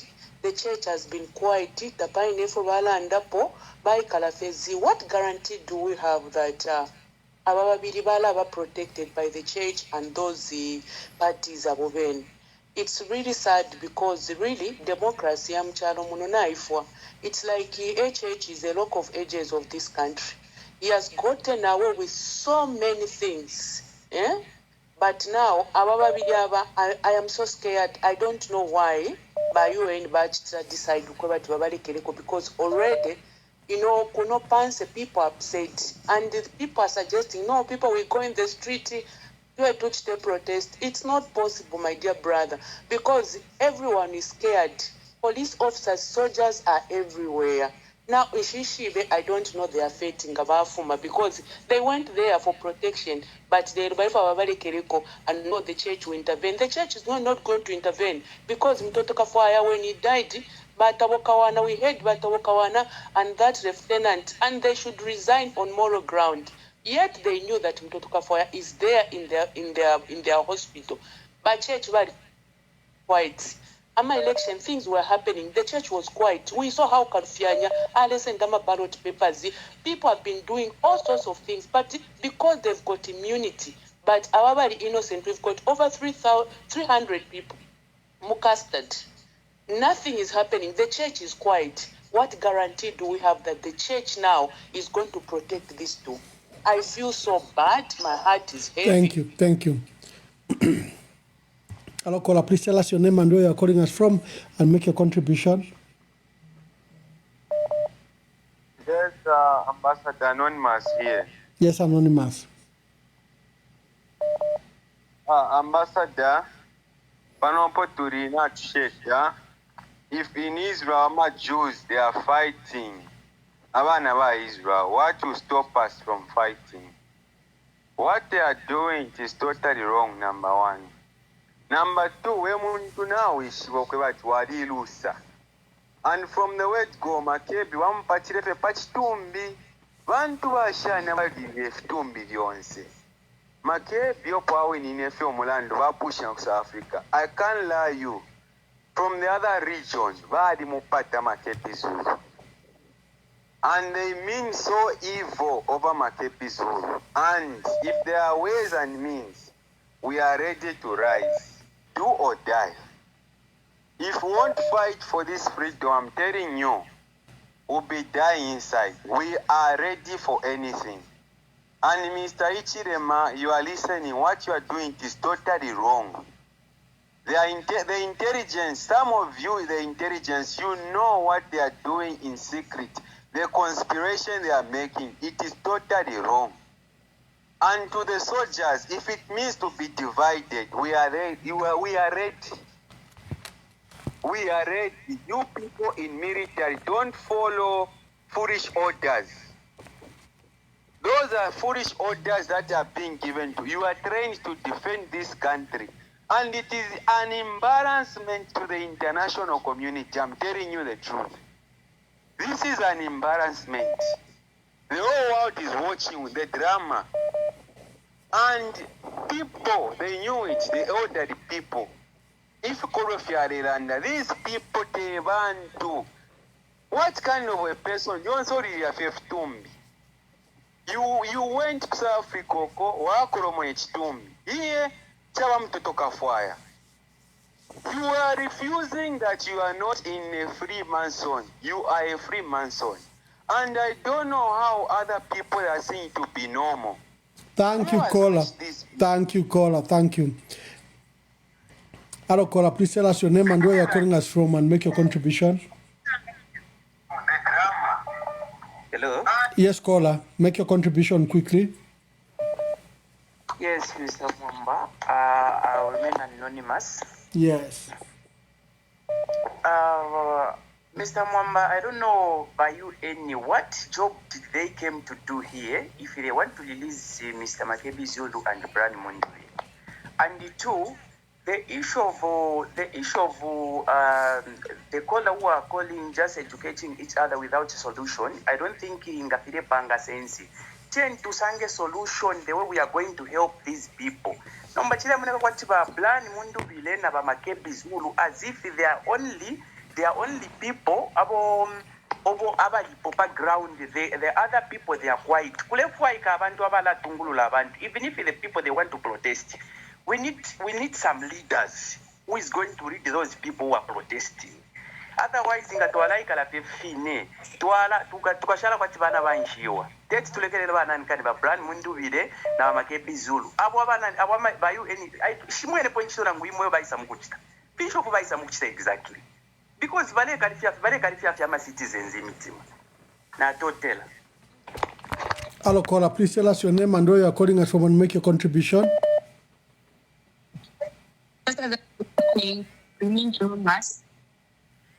Yes, caller, make your contribution. Yes, my contribution is those people shouldn't be released. Because if they're saying the church will come on board and will be there, why didn't the church stood up for the people, for the 300, those that were arrested without any charges? And it's up to us now, the Zambians. It's our duty now. We need to fight for our president and our vice president, Honorable Makebi Zulu. We need just to come on board. Let us just organize ourselves to stand for those people because they already did the work. It's now up to us as citizens. We are not that we can stand and go in the street and protest for those people because we already know for them to be released, it's something else. Because if he knew well, he was going to release those people who are in prison for no reason. So for this one to be released, I don't think it's a good idea for them to be handed over to the police. We know what will happen next. Thank you, Ambassador. Thank you very much. Hello, caller. Please tell us your name and where you're calling us from and make your contribution. Yes, Mwabombeni Wamamba. Mkwai. Let me remain anonymous. Yes, anonymous. Make your contribution. Yes. Looking at time, I've been following you. This is 10:20, whereby we are saying it is these early hours of the morning, whereby the UN is about to hand over our leaders to the police. Maybe the advice can be, or maybe the question I can ask can be, UN violation, were they taken there by a group of people, by an organization, by anyone else, or did they sneak there as individually? Then why should they accept? If the answer is no, why can they accept to be given in the hands of the people so that they are handed over to the police? So if they went on their own, please let it be advised to them that let them not be handed over in the hands of these church leaders or any other person. Let them just be relinquished. They find their way out from there so that where they will go, they can at least decide with their lawyers on when can they visit the police. I think that should be the advice. Let them not be taken as if a group of people took them there. Hello, caller, please tell us your name and where you're calling us from and make your contribution. Hello, Mkwai. Okay, I've been listening even yesterday. You know, a lot of people are going, let's come on board, let's come on board. Who is going to initiate the coming on board? But let's mobilize ourselves. No, let's demonstrate. But tapali was to lelanda fetule kombali. Who is going to initiate? Because we all want to support, but how? Who's going to initiate? To lelanda fepakano, we are not even acting. That is my thought. Thank you. Thank you very much. Colleagues, we'll be winding up the debate. I think we've been at it for the last 3.5 hours, and we will need to go. The story we're running were various stories, but the prominent one is that Honorable Brian Mundubile and Makebi Zulu are expected to be handed over to the state today, to the police. And there's a process. I explained what will happen. The United Nations is based on Ali Kinkata Road. Maybe it has already happened. I don't know. Hello, caller. Please tell us your name and where you're calling. I'm Simon. I'm calling from Lusaka. Yes, Simon. But Wamba, even the Fokulanda coin. Nishi Vayeni, Tapari, everywhere some Kuwambamun. But now I'm on a village tika, via Chitika, I'm election never ended. Then I want to. Wari pariskia wantu Makebi Zulu na Brani Mun. Then you are kedeko.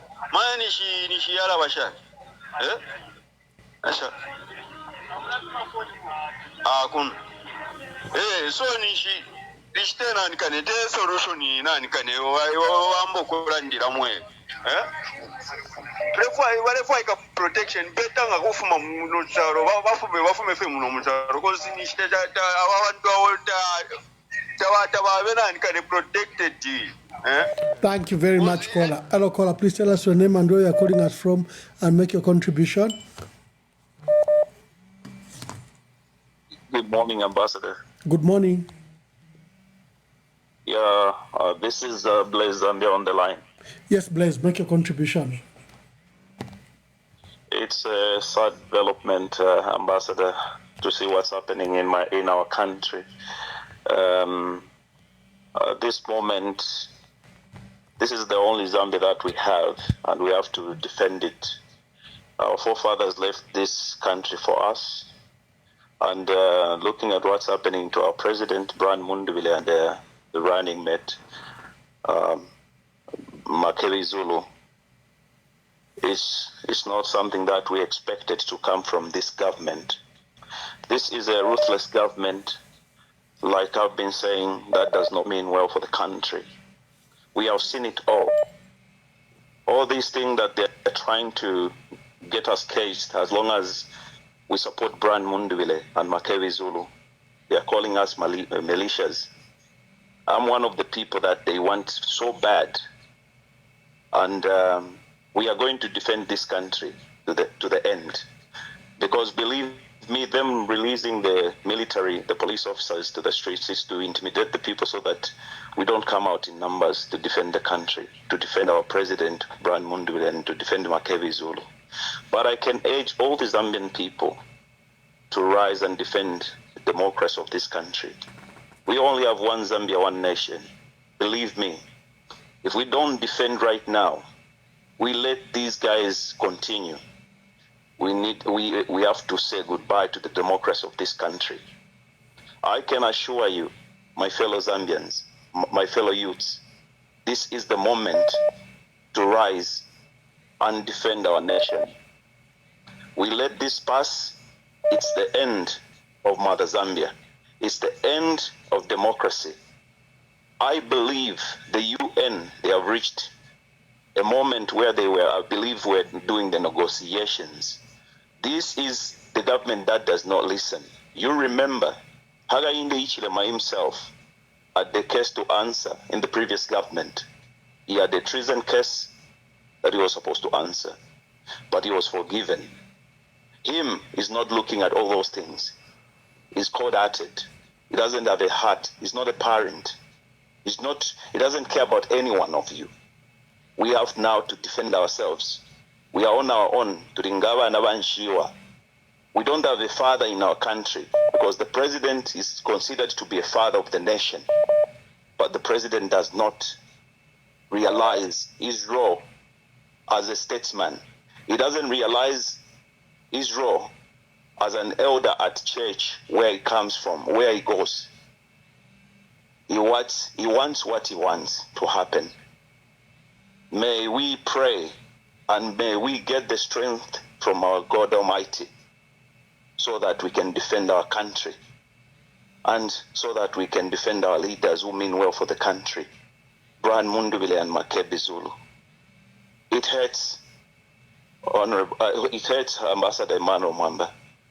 And what I can say is, may God give us the strength. Thank you so much, Ambassador. Thank you very much. That was our last caller, and we have to end the broadcast.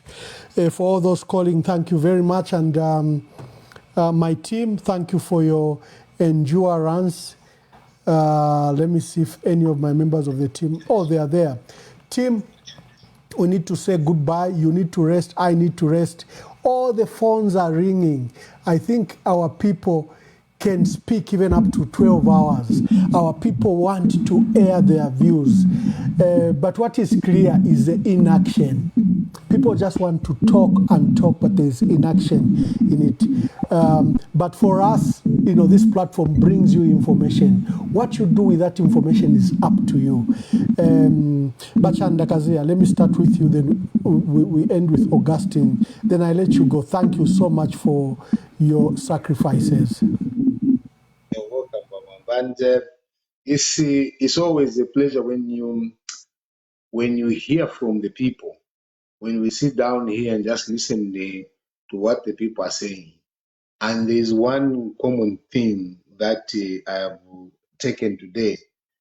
Everyone is going, whatever is sad, what is happening to the country.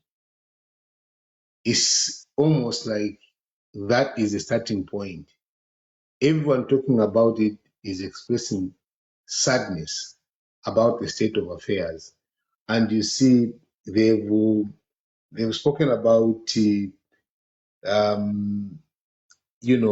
living, not getting President Mundubile Makebi leave the UN building, but we know this might be beyond them. And then they've also talked about the issues to do with how they're looking at the change, its participation. They think that they still will not prevent the violation of President Mundubile and the Vice President Makebi Zulu. There is a fear that the church has a letdown, and they've named the pastors that they don't think that they could be good in this process. So you people that put yourselves up there as church leaders, you have a responsibility to make sure that President Mundubile and the Vice President Makebi Zulu are not harmed. They are not in any way brutalized. We will hold you to account. There is one person who has been a disgrace to faith, and you've seen how people have condemned the actions by one of the most praised, pastors, Pastor Nivas Mumba. Now he is a shadow of himself when we see what he's doing, and unfortunately he's not getting it. Everyone, even if people talk about it, now it's getting to a point where people are annoyed about how he's behaving. Then you see that people have expressed reservations for the UN, that they should be able to see if they can hand over. There is a code for the soldiers that, these soldiers that have been used, they've actually, it's a coup d'etat, like we have called it out here. There is also that, they cry that democracy is gone because of the way the people are being treated. And it's difficult to trust the current leadership. And then there's also a call for protest, which I think that we must stand up and protest. But what they're saying that, what is it that we have to do? There should be leadership. But on this platform, Ambassador, we have always indicated that this is not just about us, it's about the people, it's the Zambian people. We give information, we give our analysis, but what you do to that with that information is really up to you. But in terms of standing with you, we will stand with you when the call to action is there. Definitely we will be there. I wish you would be in a position to take part into that. Then also that we must resist. We must resist and not to fear what is coming up. The people, everyone is saying, there's one passionate caller who was insistent that even what you are seeing here is meant to just depress us. There is no way one person can kill the entire nation as long as people keep going in, keep going out there in a non-violent manner. Even if they want to use violence, do not, respond with violence. And finally, the death of Honorable Mtoto Kafwaya. This one, Mwamba, I'm not resting on this one. We demand accountability for that death. We demand accountability. There is no way the government should show itself like they are now trying to pretend to be good. No, there must be absolute accountability. I think I just want to wish all the best to the callers, and to thank you very much for staying up and being part of the program. So until then, have a good day. Justin, make your last contribution. Generally, Ambassador, the callers have are skeptical about the handover of Honorable Makebi Zulu and Honorable Brian Mundubile to the Zambian government. Clearly, they don't trust their own government, and they believe that releasing their leaders to a government that they don't trust is risky.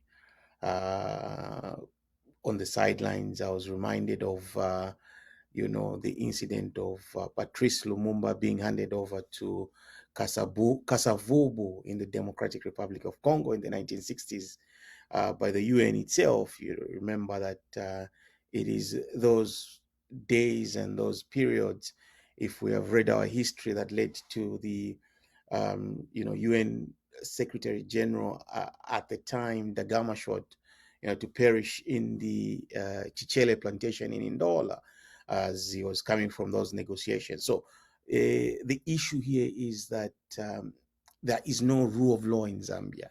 What we have experienced is a coup d'etat. We are in a military state, and therefore subjecting people who ordinarily won this election before an illegitimate government is not in itself good for us as a country. And I think, Ambassador, we have to agree with our people that we cannot trust Mr. Hichilema, because Mr. Hichilema has demonstrated to us he's ready to do anything, including killing. And that is why we have, we are mourning the late Honorable Mtoto Kafwaya, because Honorable Mtoto Kafwaya was brutally murdered at the direction and orders of Mr. Hakainde Hichilema.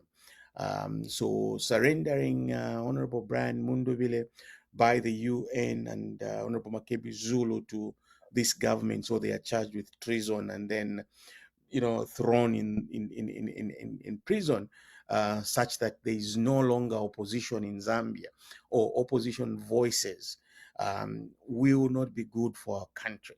And I think we must agree with these people. But one thing is a call to action. Our people must rise. It is their right to demonstrate.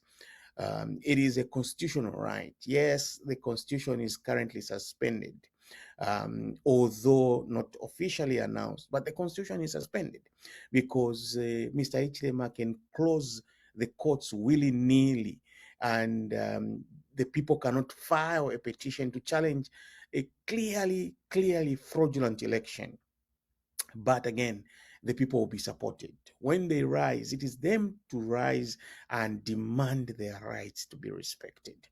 I think the number of calls we have received clearly demonstrate that the people are not in support with what is happening to the current government or what is happening under the current government. And I think their voices will be even stronger when we unite and find ourselves on the streets of Lusaka, on the streets of Ndola, Kitwe, Luansha, wherever that may be. Our people need to rise and show that this is their country. It doesn't belong to a specific individual alone, because they too have a right, to be heard.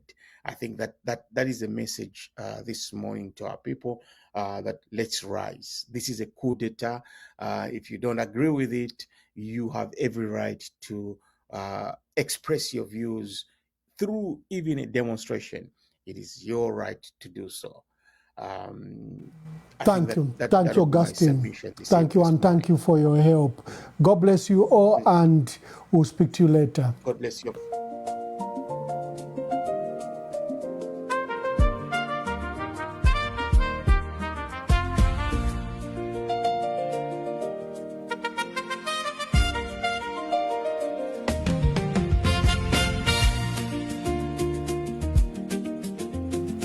Wake up to this morning news analysis show that provide facts, opinions, and reflections. On what the papers say, we frame key facts to provide a balanced perspective, set the national agenda, and focusing on cross-referencing newspaper coverage with primary data, expert and special guests to offer an in-depth look at daily stories. Live on EMV, I'm talking about Emmanuel Mwamba verified.